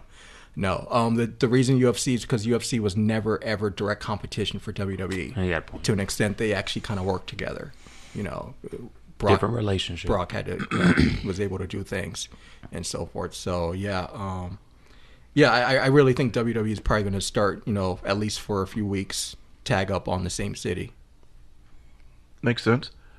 Well, you get the final word, man. How can people reach you? And Even though the first Friday will be in Los Angeles, by the way. well, Matt spoke. What?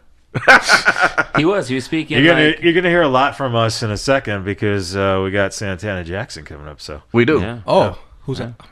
We You all don't know who good. Santana Jackson is? I'll learn by listening to the podcast. You will. Vegas BadBoyz, a podcast. Clever you. So how can sir. people reach you if you want them to reach you? I'm or- going to get my phone and subscribe right now so I can get in this little secret thing that's going on at StarCast. There you go. You guys don't want to reach me. Just Okay. They'll No doubt. don't follow me. Don't follow you. I'm a bad influence. Right, you right, can right. look him up at Scott Levy. My old pictures of me and Vinny Vegas reminiscing on the Throwback Thursdays. But it was fun being here again. Yeah, thanks for coming, man. We'll probably Thank do you, this man. soon.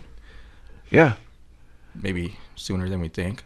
Especially when the weather's nice in Vegas. We'll I'm have always them back gonna go. right after the AEW event. Oh, yeah. Yeah, we'll have them right back. I'm not to going to that. watch it, but I'll have And my to thoughts mark about the it. occasion, we will have A&W root beer floats For the AEW. Oh, there you go. for everybody. Well, I Right. heard, well, I suggested to someone earlier who has a pool at their house that there should be a Vegas Bad Boys barbecue. Yeah. Oh. So That if sounds he like if it. he throws it, then I'll bring the ANW Oh, we can my- probably bring the girls over too. in my AEW shirt. nice. Well, there you go. I want an AEW shirt. So I went at the airport the other day. And you know what? Quick story. I'm sorry. All right, go You ahead. gotta give me my own show. The last time you were here, you did the same thing. Yeah. so it's Well, okay. no, I was walking through the airport and I saw a guy in an AEW shirt on. I had my jacket, and I had my NXT jacket on. And he's looking at me. He's like, "Oh, nice jacket. Where'd you get it from?" I'm like, "Well, yours is a little bit better. I'll trade you." And he actually took it off and thought I was serious. I'm like, "No, son, I'm not giving you my NXT jacket." Wow. He got kind of mad at me. Oh, I'm sure. I completely sped off. All right. That was it. All right. Well, we're going to get to Santana Jackson Yes. right now.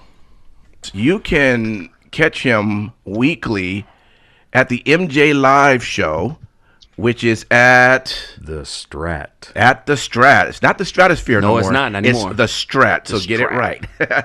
And you can also catch some of his live wrestling events as well. We're happy to have him with us, Mr. Santana Jackson. How you guys doing? Love it.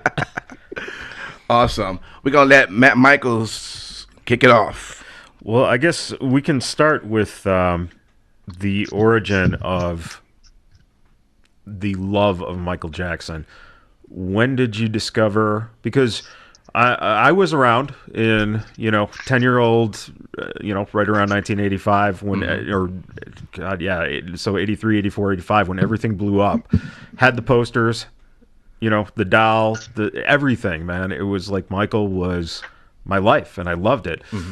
You were born a little later. When did you start falling in love with the person who is Michael Jackson?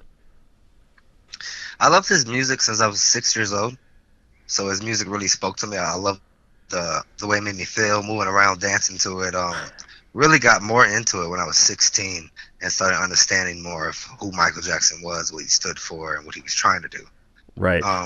So, I want to say from 6 on, I loved him, but, 16, I got more serious and started practicing, dancing and religiously watching him every day and watching YouTube videos to work on steps and stuff like that. Did you ever do at that point? I know a lot of times when you're a teenager, there's a lot of like high school type of talent shows or like pep rallies. Did you do anything like that at that time?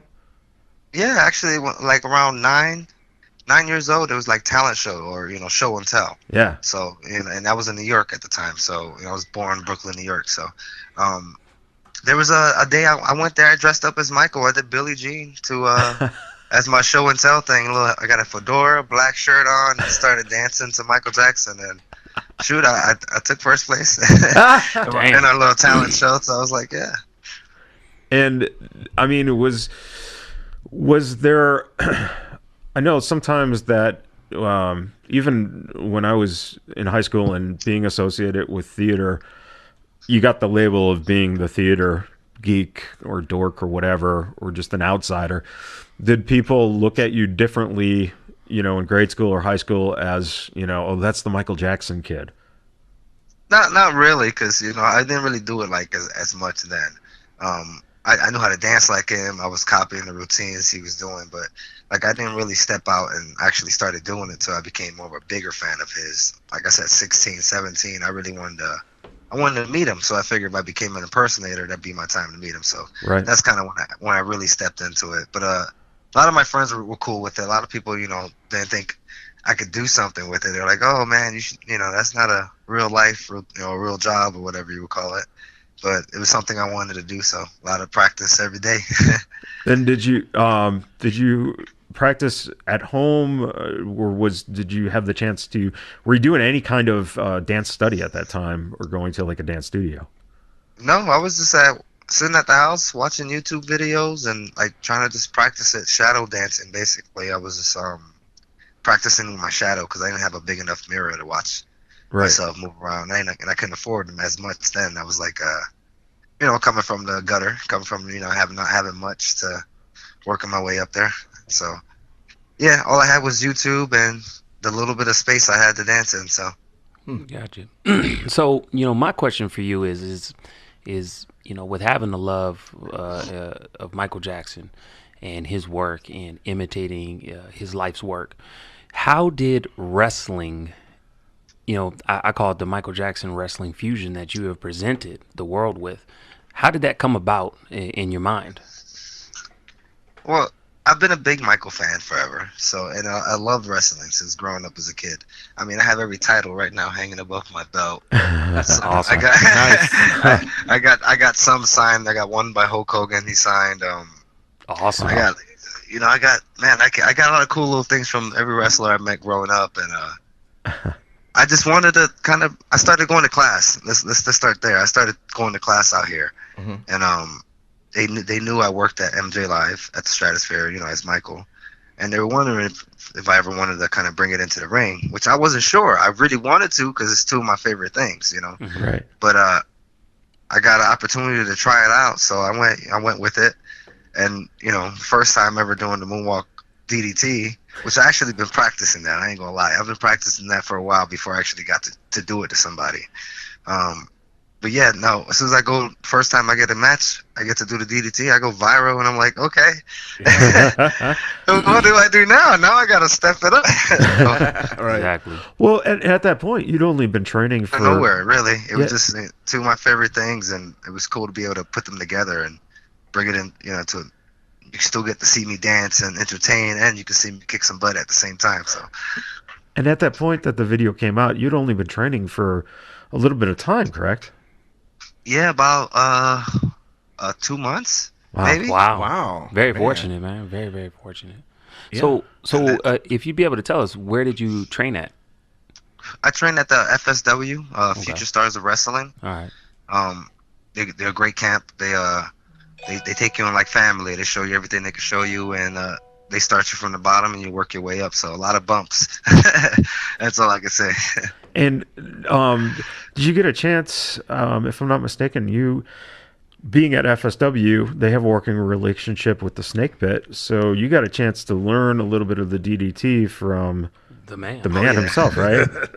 Absolutely. I got to go train with him, and he comes into class and trains us. So doing like 200 squats to running around in the ring, and I know I was running around the ring on one video we did. I wound up just moonwalking by him, and he's just like, "What the hell what the hell's this?" And I'm like, "Well," yeah. And then we kind of sat there and talked about the DDT. He kind of broke it down to me how to swing my legs a little bit to the left, to give myself more room to drop down, and Right. not being away of my opponent or something, So he teaches me a lot. He likes it too. I think he gets a good kick out of it. I'm sure he probably uses it in his stand up.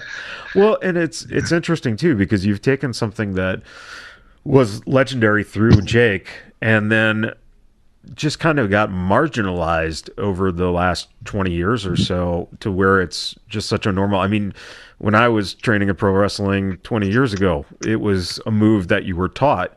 Whereas, 30 years ago, you would never have been taught it because it was Jake's finisher. Mm-hmm. And it just got marginalized. People use it all the time in matches now. And now, here's something unique that all of a sudden has brought new life to it. With Jake being a philosophy guy, did he kind of give you the insight of, why the move is an effective move, and especially for you? Well, yeah, because it's I can still dance. He explained, I'm still able to moonwalk and drag my opponent while holding them, because that shows you that I'm still got a good grip on him. Right. And I'm dragging him, and then I'm planting his head down. I guess he kind of broke it down in sections, I guess, but it's kind of a little crazy how to explain it. But well, I think you just did a very good, and this is for anyone who's listening who is, either been in the ring or has aspirations to be in the ring, that dancing and wrestling are so similar. Yep. Because, people tend to look down upon the word choreography because it tends to make it seem less athletic. But at the same time, if you don't have that timing, the impact of what you're doing is it's null and void. Lost. Mm-hmm. Yeah, it gets lost in the moment. Oh, that's weird. We just heard a dead spot for a second. Still there? Yeah, I'm here. Sorry. Okay. No, that's good. I thought my phone cut off. That's okay. Same here. So then, I guess the question is, the next phase is you're 2 months in, you're just learning this stuff. Now, luckily, you've been a character for a while, so you have the grasp of the movements of what it is to be Michael Jackson. Yeah. So then this video comes out, and all of a sudden now you've got like an article in Forbes, ESPN's like spreading this stuff on the internet. How did you just deal with this flood of attention? I don't know. I'm kind of used to it, I guess, because I'm coming from the strip. I'm coming from the streets. I'm coming from working with people every day, meeting people constantly, and getting flooded. Just being Michael on the strip, dancing out there, because I wasn't just standing there taking pictures. I would go out there with a system and like 3 different costume changes. So each song I was doing, I was changing my jackets to them. So if I'm doing Smooth Criminal, there's Smooth Criminal outfit. I'm doing Billie Jean, there's the Billie Jean outfit. Thriller, there's the Thriller outfit. Wolf mask and all.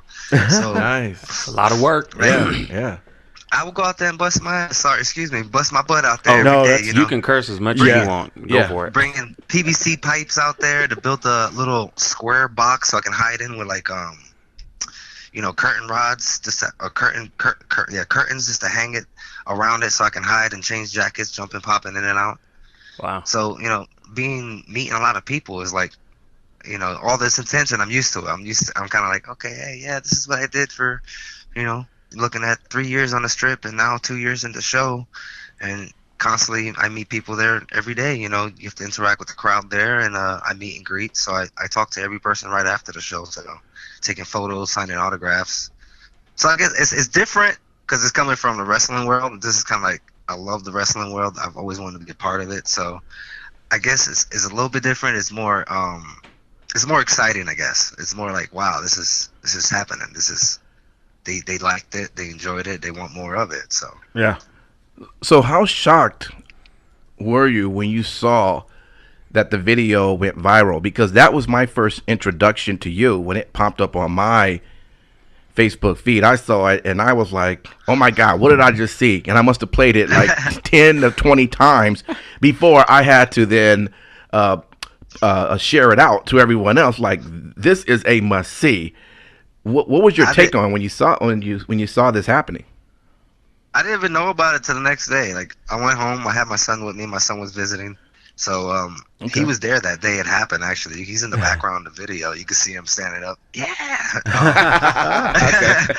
But I went home, we relaxed, and my son's actually the one who knows all about the viral stuff. Like, he knows all about the video, so I feel like I don't know nothing. He knows that when it comes to he look what you can do with your phone, Dad. I didn't know it was a transformer. That's great. I didn't know it could do that. It opened my garage. That's great. How do you do that, son? Right. Look, it's a TV app. No, but he kind of say, Dad, look, your video. I'm like, what? He's like, it went viral. I'm like, what's that mean? Right. I'm getting phone calls and, hey, you went viral. I'm like, what the heck does viral mean? They're like, everyone's talking about you. What did I do? I didn't even see the video. Then I finally got to see the video. I'm like, wow, the video looks pretty good. I like that. I like that guy. Yeah. Like, I know him. He's a good guy. Yeah. Well, and that's the magical thing about, what you have done is, I mean, me personally, along the lines of Impact, that's when I was introduced to you as well. But even before, I appreciate that you did that because, for me being such a big MJ fan, the one thing that brings me back was when I was a kid. I had a Sega Genesis and there was a game called Moonwalk. And I thought it was the coolest shit ever that Michael Jackson. Still have it. You still have it? Oh, it's Nice. the most awesome game ever. 8-bit. Track, and I can go from days what Michael Jackson's done to the video gaming world. But anyways, it was cool because I after I played that game, I thought it was cool because Michael Jackson could actually kick people's ass. And I was always left with wanting more. I always liked it. And so when I saw wanted to see more moves. yeah, huh? I want to see more moves. I want to see him kick somebody's ass. And so when I saw you do it, I was like, finally someone gets it. And it looks so fluid. It does not look... it looks very natural how you do it. I like how, again, I use the word fusion because you literally fuse two worlds and put it together where it fits in perfectly, to where I know people that have made MJ characters on WWE 2K games purposely lately. And like, I'll go play the game. How about Ready to Rumble? That too. Yeah, it's just saying. They had a Michael Jackson boxer there. They had the silver glove and all. Exactly. So I mean, it's just crazy how much MJ has influenced. So it's like you came at the right time, man. The right time. So and speaking of Thank the Mecca FSW Mecca 4 just went down here in Vegas, and you got an opportunity to first of all walk out one of our favorites here on the show, one of the Rascals, Trey Miguel. Yeah, great dude, right? He's so cool, real cool guy, funny guy. Yeah, he's a good guy. And the coolest part was after the match, there's this old, out of shape guy who still dances to disco. Yeah. So what was but only knows one move. What was it like that, here you are getting a chance to have Glenn put you over essentially to the crowd? That was crazy. This is someone I used to watch on TV all the time, taking on like people like The Rock and going from WCW to back and forth, and man, it was just cool to see him and to be able to do that. That was different. I was like, wow.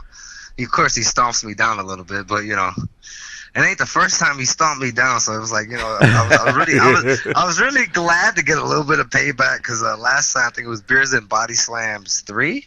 I walked out Dave Mazzani, and who they had in there?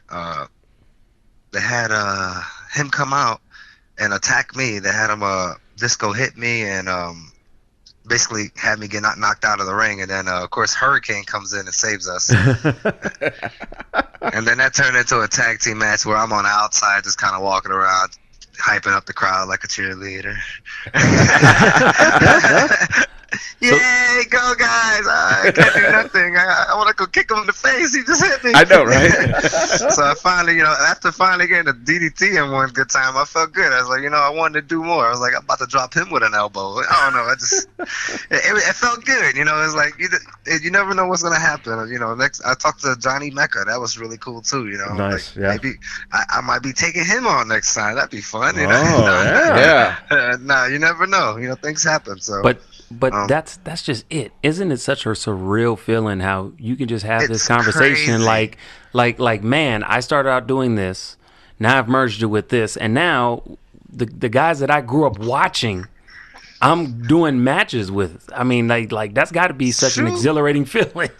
It's crazy walking back there and seeing them walk by me. All the other guys from the FSW, they met them, they work with them. So a lot of the students are like, yeah, it's cool. I'm just like, I look like Michael Jackson, and I'm walking around as Michael Jackson in the back room. And it was like, why is Michael Jackson looking funny bone? I'm like, you look funny as I do. Don't give me that shit. You wearing just as much makeup, motherfucker. Oh, excuse me. Sorry. No, it's okay. It's okay. We love it. We love it. Yeah. Listen, Bone. I love you, Bone. I'm just saying. Only difference is he can peel his stuff off. I gotta wipe my shit off with baby wipes and baby oil and all types of stuff that needs to go on my face to make me look Puerto Rican again. I don't know. So speaking of Puerto Rican, you grew up in Brooklyn. What was the journey like for you to get out of Brooklyn and end up in Vegas? Shoot, how it started was from Brooklyn, New York. We flew to Florida. Me, my mom, and my brother. We lived in Florida for a while. I had 2 kids and 2 boys. I got a 12-year-old and I got a 5-year-old. Sorry. And I just wanted to do something more, something for them. And I was already performing as Michael, and I was hoping to meet Michael, being a Michael tribute artist. Right. And, after he passed away, I just kind of continued it. And someone found me on the beach at Clearwater Beach and said, "Hey, you need to go to Vegas. What are you doing out here? You're not gonna do nothing. You're not gonna do nothing here." Like, I didn't have no money. I ain't have nothing. You know, I was like, I was riding a bike to the beach with a little trailer attached with a whole bunch of speaker systems and stuff just so I could perform. Wow. Damn. And I flew out to Vegas, and literally I came out here to check it out, and I didn't go back home. I had a couple Michael outfits, and literally went to the strip. I wasn't wearing makeup, so I didn't know the makeup, but I knew how to dance. So I would cover my face, I have my natural hair, so I let my hair down, and I would just go and dance like Michael. I met other Michaels that taught me how to do my makeup and how I do it now. Wow. Shoot, but yeah, it was different because you coming from Florida, you know, and then you come out here. I know nobody. All my family's in Florida, so Right. I come out here alone, and I had nobody with me. So it's like, okay, this is real. This is gonna happen. Going hotel to hotel, making money off the strip to stay at a hotel. And then, you know, I still didn't want to go. I didn't want to give up. So I kind of continued to bust my ass. And, you know, I started making a name for myself on the strip as a street performer, building the biggest crowds, doing, you know, a lot of dancing, entertaining. And another Michael at the show, MJ Life, heard about me, and he knew about me. And I would come to the show. And eventually it was down to just him. And they do 7 days a week. So he called me up, said, "Hey, you want to work the show with me?" I'm like, "Who you talking to?" You already know. When can we start? Do birds sit on my car when they fly by? You best believe I want to. Every time. They know I just waxed it. They know I just waxed it. I'm just saying. Yes, of course. So, you know, that's after several years working the strip, though. You know, let's see, 3 years gone by. I've been out here about 5 years now, so I've been with the show for 2 years. So yeah, 3 years on the strip, 2 years MJ Live. I'm working on 2.5. And it's slowly. not a, you know, for anyone who is interested, again, go see it, because it's not an easy show to do. And I could see where one person doing it 7 days a week, you're just like, I need some rest. Oh yeah. That's where he found me. So I'm doing like Fridays and Saturdays. And my partner, he's jealous. He does the rest of the days, and you know, I thank him all the time because he's the one that brought me and got me into the show. So I'm always like, "Oh man, you're my brother. We're MJ brothers for life. I don't care what you say. You know what I'm saying? No, I don't like your wife like that. No, we're good, bro. I don't want to. I don't like anything. We cool." No. And so through that, then, one of the coolest things that you've gotten to do is the volunteering with Win-Win Entertainment. Yeah. And what is it? I mean, you know, again, that's on the strip. Yeah, that was back on the strip. And what is it that kids still find, you know, magical about? Essentially, Michael, you know, became this character, and even I, you know, still at 43 years old, I'm like, you know, I become a little kid whenever I see anything about him. What is it with the, you know, this new generation, kids in need, kids who are sick, that you just, I mean, you were able to get the Volunteer of the Year award in 2015 out here. Congrats. Thank you. Yeah. What is it that, you know, draws the kids to you, and what is it that you get in terms of giving back? Besides being Michael, you know, it's just me. It's not even what you see. It's not the character. It's the person you meet. Yeah. So when you meet me, it's a whole different story. You know, I'm a humble dude. I'm like cool. I try to make it laugh. Whether you laughing with me or at me, you having a good time. And when I do stuff with the kids, I go dance. But not every kid you could dance. So right. I couldn't dance for every kid. So there's other things I did. So I learned magic. I literally picked up magic and started doing magic for the kids. So every time I would go to a school, because I did school stuff too. I would go anywhere. I did the reading stuff for the kids. I read a book to the kids, as Michael, of course. But like everywhere, I would go everywhere as Michael doing my thing. But I would do magic too. I'll make things appear, disappear, little coin tricks here and there. I just picked up a book recently. It's the magic coloring book. So, you know, it's another thing I'm going to work with kids and surprise them with, you know, a coloring book that goes from no color to some color to nothing on the page, you know. Wow. I want to see that damn trick. Can I use that with my 6-year-old son when he want me to color and I can't at the moment? Yeah, it's a good thing. It's a cool trick. I might have to do a little video one day and just show it off. And have you gotten the chance to do anything internationally? I travel. I do other things as well. As you know, I go here and there to do weddings, birthdays. I did a show recently for another show, for another person who's just kind of doing a Michael show in St. Louis. I went out there and out there twice already for them to do a show. They were calling it the MJ Experience. Cool. Yeah. So I've done a couple things out there with them, but most of the time, you know, I try to stay here home. Right. Unless I'm traveling, and of course I get the travel gigs. I get a lot of those. I have some stuff that's out of town. They want me in China to come and wrestle. Wow. I've been talking to, Cody? Was it Cody Rose? Yeah. Mm-hmm. Yeah. I've been messaging them back and forth about hiring me in their company as well. Nice. So I was like, it's been, you know, I've got messages for dates they think I could come and do, and I'm like, I just gotta get some time to do it, because like I said, I work Fridays and Saturdays. I have to switch with the other Michael. I'm like, come on, bro, switch with me. Seriously, yeah. Right, yeah. Yeah, if you need anyone to help you persuade, just let us know and we'll let him know how important that is. It's like, no, absolutely. It's that's all brand new. So I was like, I don't like to say anything until it happens. So, you know, I was just like, I know I've been messaging them when I saw they were looking for people. So I was like, all right, well, I shoot them an email, see what happens. I got an email right back, and then I explained who I was. They know exactly who I was. So like, okay. Yeah, that's wonderful, because, you know, again, any kind of exposure you can get and bring attention, you know, again, that's one of the things we want listeners to not only, you know, be a fan of the work prior, or you know, right now, but we want people to follow you for the rest of your career and follow, you know, your life as, you know, someone who, you know, maybe out of the business 30 years from now, but still, you know, active doing things. And with that, you know, what when you're not working, what are the things you like to do in your spare time? I've literally been working on a wrestling ring in the backyard. Wow. I just finished putting everything together with the wood, because I'm building like basically a frame, and then I put the wood down today and some of the paddings, and wow. I've been spending some money on a homemade wrestling ring, but it looks decent. It's just to kind of run more ideas for more moves. So I get an idea what I'm doing. Awesome. So it's not more for jumping off ropes or bouncing. It's just more for like getting the idea. Okay, I'm gonna do this, hit this, roll here, do that, bounce off of here, did it, you know. Yeah. And today I created a move just after we done putting it together. I'm like, okay, I got a whole new way of getting into my clothesline. It's like a spinning clothesline. I came up with something pretty cool. I can't wait to do it. Nice. I can't wait to do. I'm hoping this Saturday I get to do it, because this Saturday FSW is going to have another event, and it's going to be right there at the home base, and I'm hoping to be there if I can switch with my partner. Nice. I get to take on one of the other bad boys. See what happens. Sounds like fun.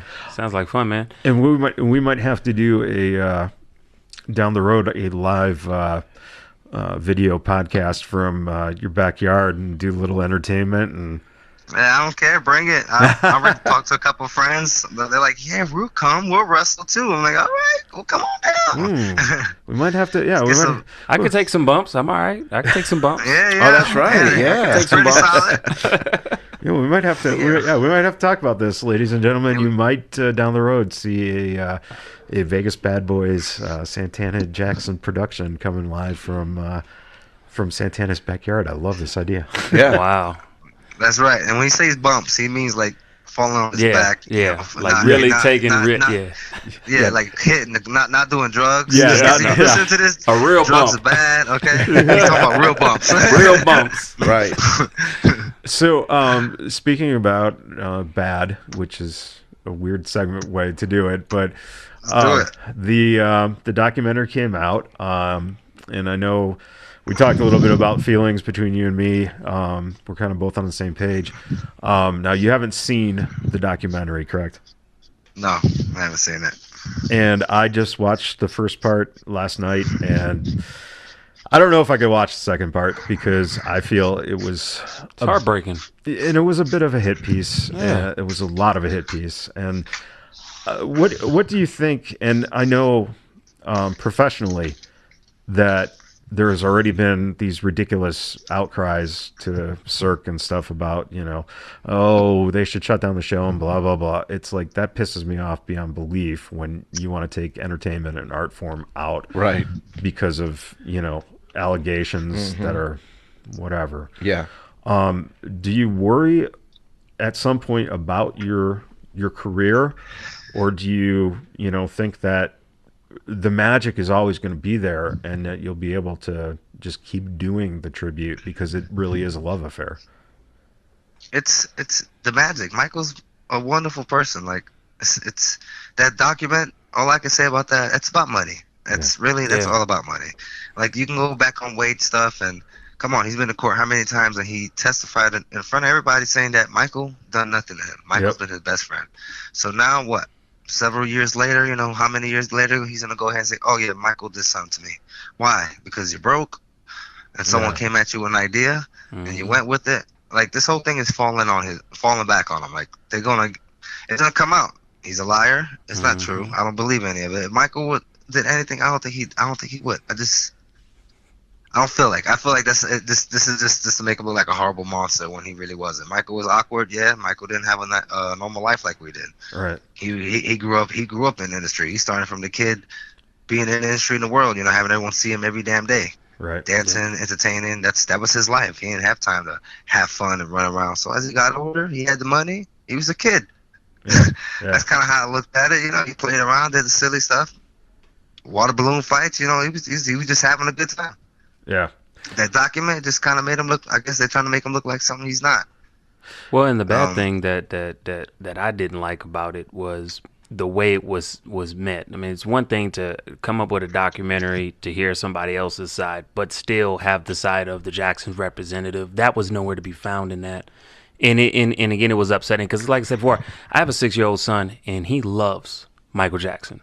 He loves Michael Jackson, and so we connect as father and son with that. And to see a documentary like that come out to where, luckily no one has come across him and asked him any questions. But I'm just saying, like, it's like trying to take magic away from people who loved Michael and children who are growing up who can watch YouTube and watch Michael. You see what I'm saying? It's just horrible. It's like, oh, he's terrible. They're going to stop the music. They're going to stop all. It's like, you know what he's done? The music's changed. Right. He's changed music. Yeah. He's changed the way we entertain people. He was the originator. So whatever you could say, that doesn't change what he did with the music.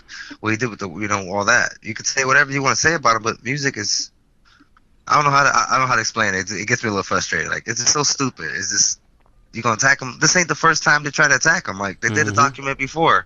What was it? Living with Michael or something like that. Yeah, that's right. And that guy was sitting trying to make Michael look like a freaking monster. And what happened? No one went crazy about that. But here goes Wade. Oh, he touched me. He ain't touched nothing. He wouldn't touch the top of your head. Michael said in many recordings, he would never harm a kid. He would slice his own wrists before he would ever harm a head on a kid. Exactly. Because he understood what the preciousness of a child is. He understood that. Yeah, he didn't have none of this innocence when he was growing up. He had all this rough, you got to work through this, that. So he sees himself through these kids. Maybe he sees they can have it better than what he did or whatever, Well, and he also grew up with Joe, and Joe Jackson was not a Father of the Year. I get it. Yeah, exactly. And it's like, I think that, perspective is lost that, here's someone who, if you want to go and you want to say anything about roots of problems and stuff, well, let's go back and look at, the potential child abuse. And I'm not necessarily talking like physical abuse or anything, but just that mental, pressure that was put on these Jackson boys. Well, you see it in their stories. They weren't able to go out there and hang out with regular kids and be in the street. They were. What would happen? They'd be in jail. There would have been all types of shit, and there would have been all types of trouble. Yeah. Instead, what Joe did, you can see it. It's messed up too. I can see that, but I can also see he pushed them to success. Yep. Yeah. You know, he might have did it the wrong way. He could have been a dad about it, but he made him strong. You know, Michael did a lot of crap, and he still was able to push on.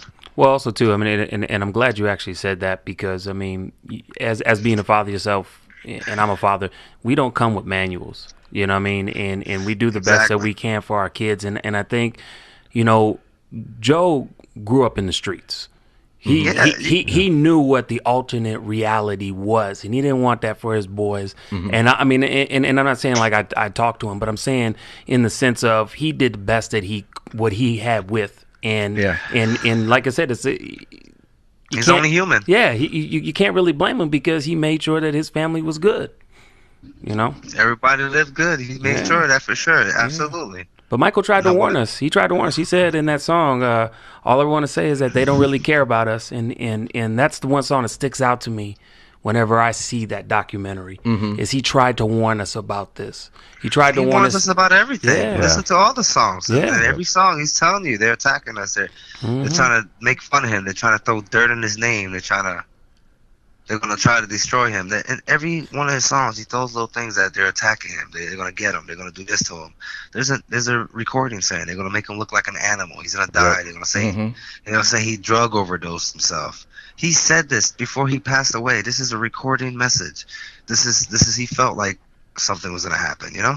And I haven't seen the documentary myself, but I don't even know if there was a mention of it. But the fact that he had a trial and he was vindicated from those, why is that being ignored?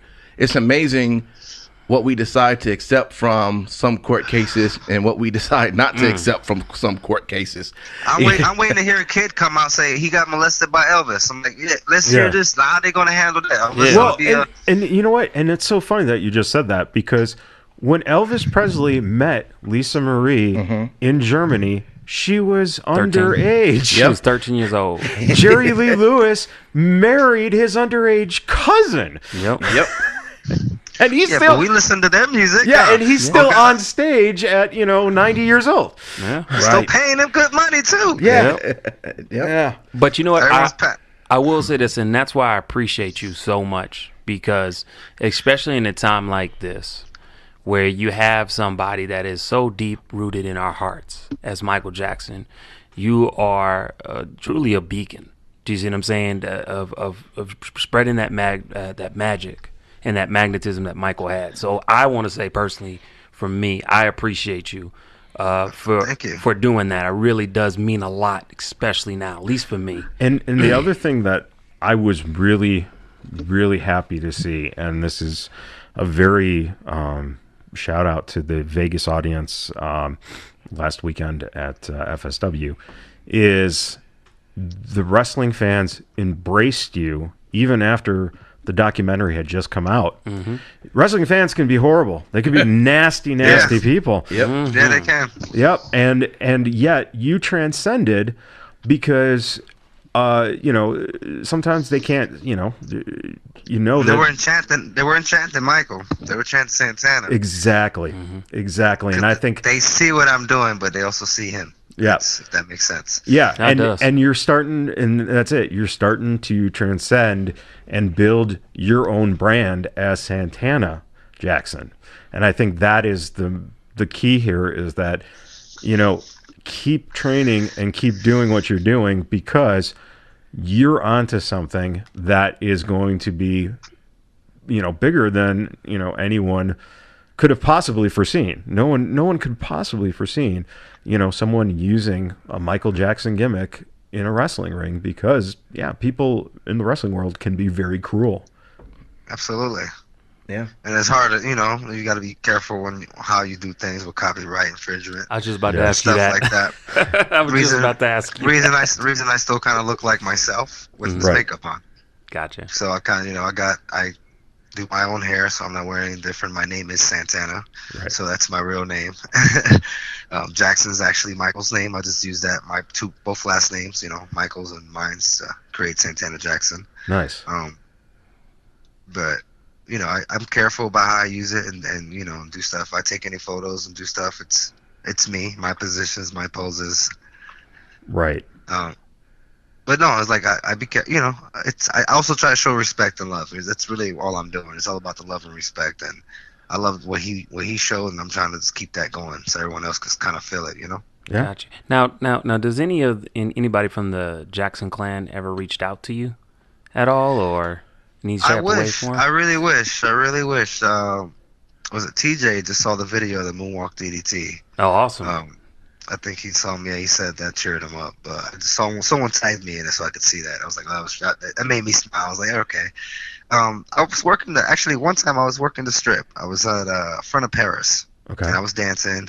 I had another friend with me. I did his makeup as well, so he looked like Michael. So it was two Michaels hanging out. Of course, there's one that dances and that one that tries to dance. No, that's my boy. I'm just playing. That's my boy. I love you, bro. You know who I'm talking about. I love you, bro. You hear this? I love you. But, work on your moonwalk. Work on your moonwalk. All right. But yeah. So we're out there dancing, having a good time, and I'm moonwalking. So I'm doing my dance, and some guy, like literally, some big dude just grabs me. And like some big black guy just grabbed behind me, and I can't see who's holding me. But I just see the arms around me, and I looked. I'm like, "Who the hell is holding me? I'm dancing right now. Who embraced me just now? Some big guy." And I'm like, "Damn."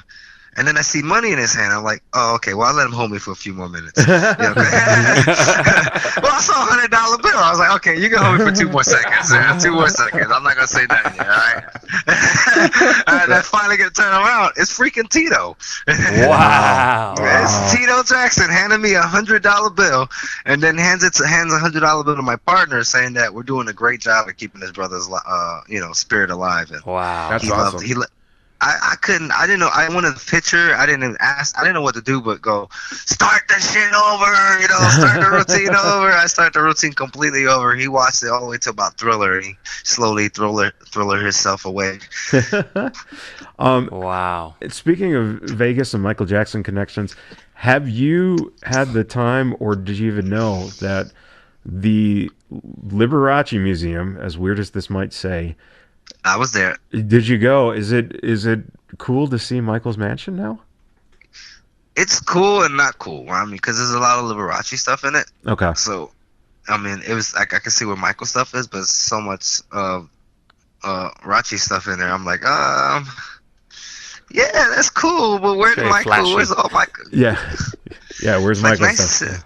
There's Michael. So, well, Michael's room in here and here and the secret passages. I'm like, I want to do that. Like, no, we're not doing that. And I'm like, why, Michael? I'll he all over you if you don't get me in this. Come on, mama, say mama sign a Makusa, please. They're like, no, that didn't work. They're like, oh, you're gonna have to beat it. I'm like, why? Is it because I'm black or white? Which one is it? So I'm Puerto Rican. I'm in the middle. So. They always want to be started son with me. I have to leave. You know what's funny? I'm hearing you use all of these Michael Jackson tropes. Like when you do promos in wrestling, are you stringing together these? They haven't given me a chance to yet. They need don't to give me you the a mic. chance. They need to give They don't you a give me chance. the mic. Oh They don't man. understand. I used to rap. I used to be a rapper. So it's like, wow. if they don't understand, I could take the mic and just really go off on somebody if they really want me to. But I try to stay in character as well. Yeah. Sometimes it comes out corny. You're like, oh, these guys, you ready to beat it? I'm like, oh, I suck. I should have thought something better. But Well, one of the things that you should try to do is, because that you did that so naturally, it comes off so natural, that do it more around the guys in conversation and stuff. As they see it, it's going to get incorporated, because they know, if they see you doing that and they know that this is actually part of your personality, that you're not forcing it, you're gonna be able to do stuff like that and incorporate it in. oh man, dude, I wanted to be like The Rock too. I laid Yeah? SmackDown some Rudy Poo candy. Yes, if you smell what Santana Jackson is cooking, hee hee. See, something like that. I'm telling you. You know what? You know what? You say you got an event on Saturday. I'm gonna have to clear my schedule so I can be there on Saturday. And if you get the opportunity, I'm gonna give you the biggest pop. Your ass is gonna be moonwalking up there in the stars. That's awesome. We want to remind everybody, especially if you live here in Vegas, to go see the show. It is this Saturday. Is it the FSW Arena? Yep, FSW. Okay. So You'll find it at the arena. no doubt, definitely go check it out. Find out how much the tickets are. They're not that expensive, but you get an excellent show, and most importantly, we get to see Santana does all of his awesome moves of MJ, which is fabulous. And really quick, Santana. That's right. I do all my stunts by myself. Stunt double. Right. And Santana, as far as the Stratosphere shows, you're there Friday and Saturday for those performances. Absolutely. And what time are the performances, and how can people look you up personally to follow your career and get in contact with you? All right. Well, ladies and gentlemen, boys and girls, and children of all ages, you can find me on Facebook, Santana Jackson, or Instagram, Santana.Jackson7. You'll find me anywhere because I'm everywhere. If you look it on YouTube, you'll find me, Santana Jackson, because I'm sticking to Santana Jackson on everything. Unless you're on Twitter, then you find me on SJ Moonwalk DDT. That guy. I know him. That's me. But yeah, you can find me here, there, and of course, MJ Live. It's 7 days a week. If I'm not there, my partner's there. Jalis Franca, and he's there for Sunday through Thursday. That's right, ladies and gentlemen, Sunday through Thursday. And of course, I am there Fridays and Saturdays. Show starts at 7. It's at the Stratosphere. You can't miss it. It's a great show. We do a full 1 hour and a half, 2 hour show. So you get one of the great hits, number one hits, some Jackson 5 stuff. Afterwards, I come out there for a meet and greet. So. Good show, good fun. And when it comes to the wrestling thing, hopefully I'll be there this Saturday. I'm not saying I'm going to be yet because I got to hope this other Michael switches with me. Or I'm going to have to moonwalk DDT him into Neverland. I'm just saying. All right. Well, Santana, I'll give you a little advice. When you talk to him, just tell him, look at the man in the mirror before you make your decision. That's the best I got. It ain't as good as you, but it's the best I had. It's only human nature. I understand. There you go. Can you tell that Simon is a lot of times off the wall? Always off the wall. I can see that. But I'm a thriller in bed, ladies and gentlemen. I heard you're a Liberian girl in bed. That's good. That's good. I'm on that Dirty Diana when it comes to stuff like that. That's the reason we made that song. Even though she don't care about us, I didn't care about her neither. We was just hanging out. Billie Jean's not my lover. We know this. I told her to beat it because I wasn't with that thriller life. But do you remember the time? Yeah, I remember it. When she fell in love. But now she's out of my life. With Bubbles, now she's out of my life. You guys are hilarious. Oh, that was good. That was good. She was always trying to pet my pet rat Ben. Oh, Ben. Oh, Ben. That's awesome. Oh, man. Santana, we want to thank you, man, for joining us on our episode tonight. We wish you all the best of luck in your career. We would definitely be following you and kept trending you to get people out to see you as well, and we appreciate it all. Absolutely. Thank you guys for having me, and please keep up the good work. I'll be listening on all the stuff you be putting up, so I would like to say thank you. Much love to you guys, and a big old Thank you. No doubt. Thank you.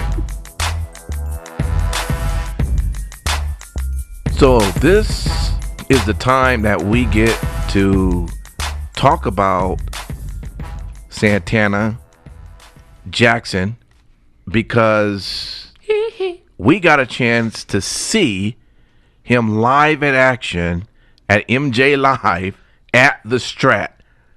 Yep.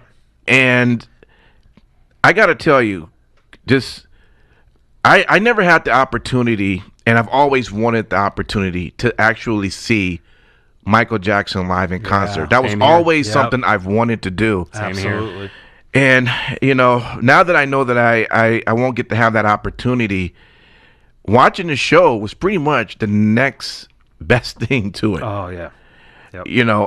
It's the show is just fabulous. And I'll let you guys give your thoughts about it. But I didn't know what to really expect going outside of going, it's going to be the typical Michael Jackson impersonator type show. It's going to be all fun and gushy, but it quickly turned into like, oh my God, this actually seems like how the show would really be if I was there. Yep. And I'm truly just engaged in just with everything, from the lighting, from the sound, from the dancers to the musicians. it's almost like really just at an MJ show. I mean, what was you guys' take on it? Matt Michaels and Simon Street's here with us today to talk about the fact we went to see MJ live at the Strat. And Simon Street, you even brought your son as well. Yes, I did. Let's talk about it a little bit. What was your thoughts on it? Well, first, I'd like to send a big shout out to Santana Jackson. I want to thank you from the bottom of my heart as a father. Before going to the show, like me and my son, it's interesting how he took to being a fan of Michael Jackson. Obviously, in large part because of me, because I played his music since he was a kid. Yeah. So we oftentimes will watch videos on YouTube, listen to the CDs I have actually in cases, and so to have that experience, like you were saying, Impact, of even though I did not get a chance to go to a Michael Jackson concert, to have that experience with my son and see how excited he was, see how he was engaged. I want to thank Santana Jackson from the bottom of my heart for that, because you provided an opportunity for me and my son to bond on somebody that we really look to. Now, with the show was electric. Moves were on point. Santana Jackson works that stage like no other. I'm telling you, that man was touching every part of that stage. He was flirting with everybody, and everybody ate it up. I ate it up. Oh, yeah. And I will tell you, a true showsman, and I was blown away, because again, I didn't know what to expect. The man is truly, I'll say it, GOAT status. If you ever get a chance to go to the show, definitely have your phone out to record segments, not the whole show, but parts of the show. Take photos, and if you go, I'm gonna give you a secret. Sit on the front row, because he gets interactive. He gets interactive, but not only that, I've seen him, take people's phone and just decided to go ahead and take photos and do his entire act with their actual phone in his hand, which I thought was just cool, just to have that. And of course, everyone that happened to was just ecstatic and was just enjoying it. I was like, man, I should have been in the front row for that. What was great too that I appreciated is that you got enough of the show, and unlike Raw, it wasn't too long.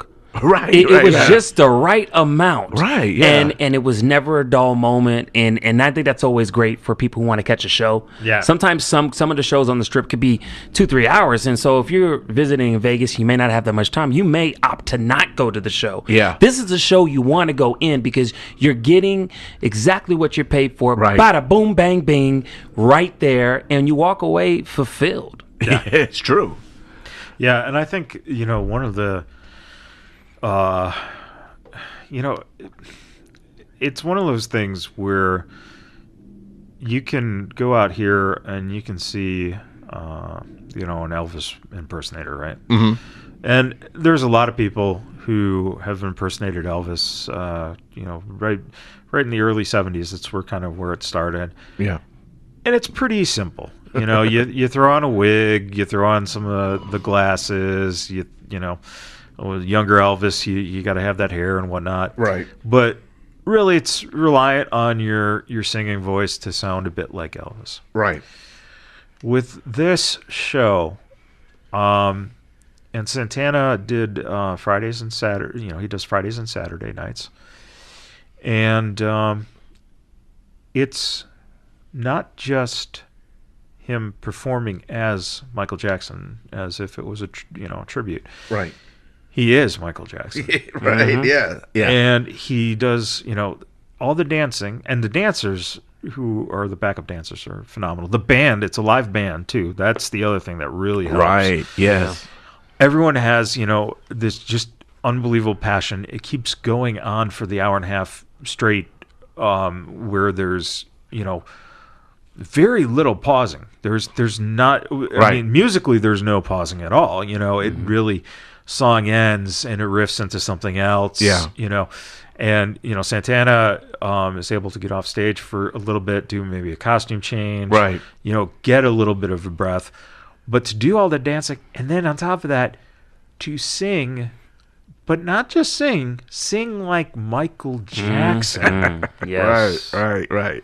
It's one of the most unbelievably impressive things to watch. It is. And now, the other gentleman who does it, the rest of the days, the other 5 days, we're probably going to have to at some point go down and see him just to get an idea. Sure. Because in my mind, Santana's the guy I want to see all the time. You know what I'm saying? Yeah. I'm sure the other guy is fabulous, and I think from what Santana has said to us, that he kind of was the door opening for Santana to get into the show. Mm-hmm. So I'm not going to say anything negative on him at all. Sure. But I encourage anyone who's in Las Vegas, whether it be if you're taking a trip or if you do live here, the money that you'll pay for this show is well freaking worth it. Yeah. There is nothing more phenomenal, even if you're not necessarily the biggest Michael Jackson fan. Right. The fact of the matter is that you're going to know at least 50% of the songs. Right. Yeah. And if you just enjoy pure entertainment, and you like musical entertainment, and you like dancing, and you like live band, and you like to have a couple drinks, that was the other cool thing is that the cocktails are all, like Smooth Criminal. Right. Themed. Yeah. Yeah. So, and even what was fun is watching Street's Kid during the show, just his taking in of everything. Right. That's the phenomenal thing. Yeah. Is that even now, kids, Michael's been gone 10 years this year. Yeah. Oh, yeah. And correct. kids still can respond to this, music. Mm-hmm. And, it's just fabulous. We can't say enough. Even as a DJ, believe it or not, after I'm done playing whatever the hottest track on the radio is, if I just happen to throw in anything from Michael, even if I want to do Thriller or Bad at a kids event, they wasn't even close to being born when this music they know. was coming out, but they know it and they will dance to it and they enjoy it. It's just that type of music that would just continue to live on, despite whatever thoughts that you may have because of everything that has been coming out in documentary.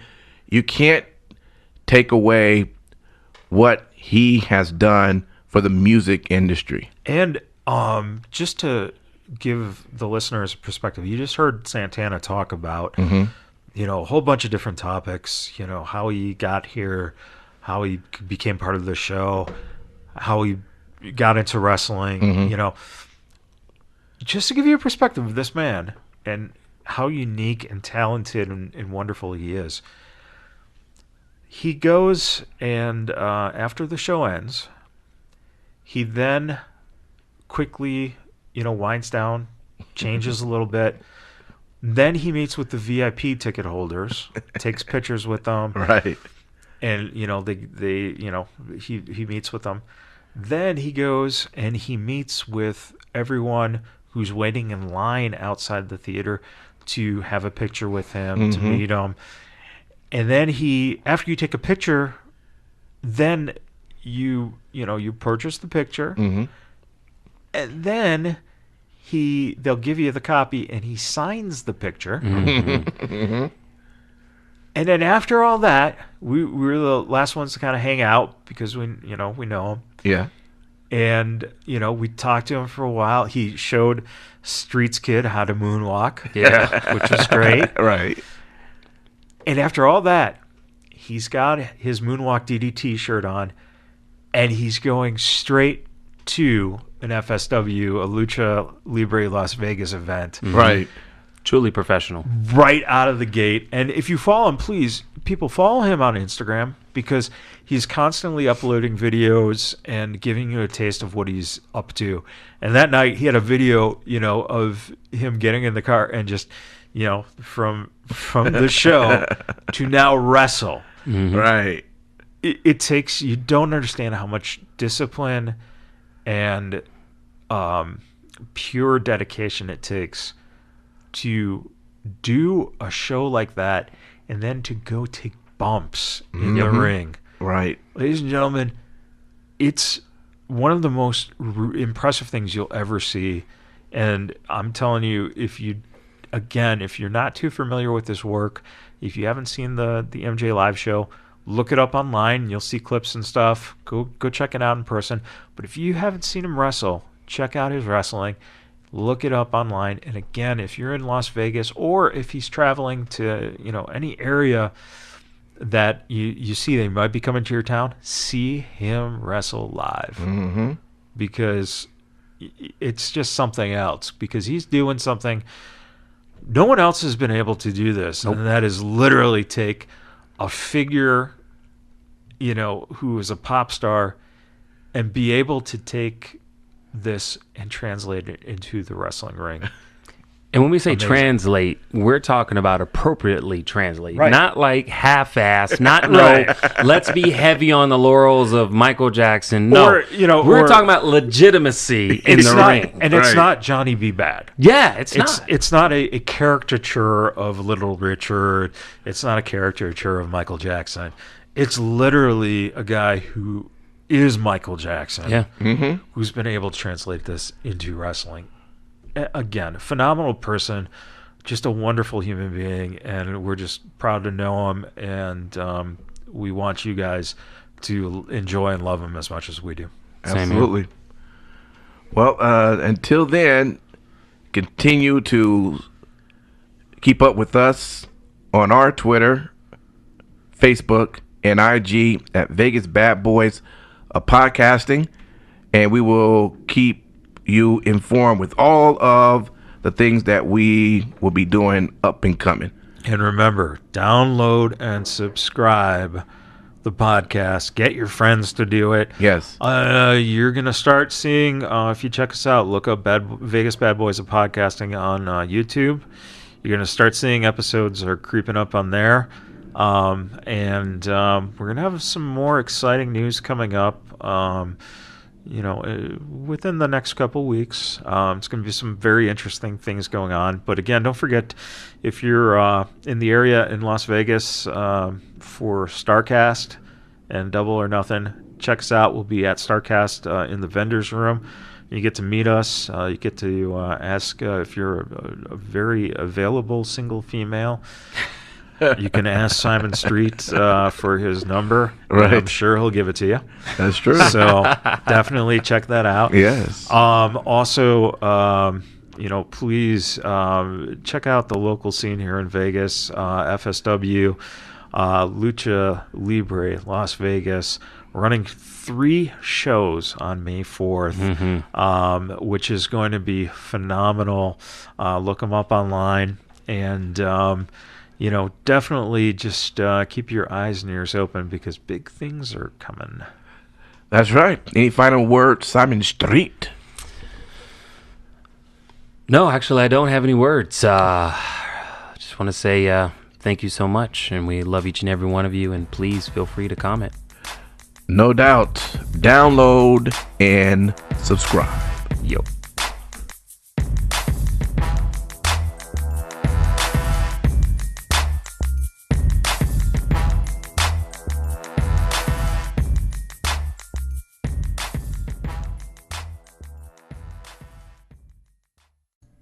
Thank you so much for checking out that video. If you liked what we did there, make sure you hit that like button. If you're new here, slap that subscribe button and ring the bell. That way you can be a part of the notification squad. Follow us on social media at Vegas BadBoyz with a Z on Facebook, Instagram, and Twitter. And until next time, we will see you in the next video.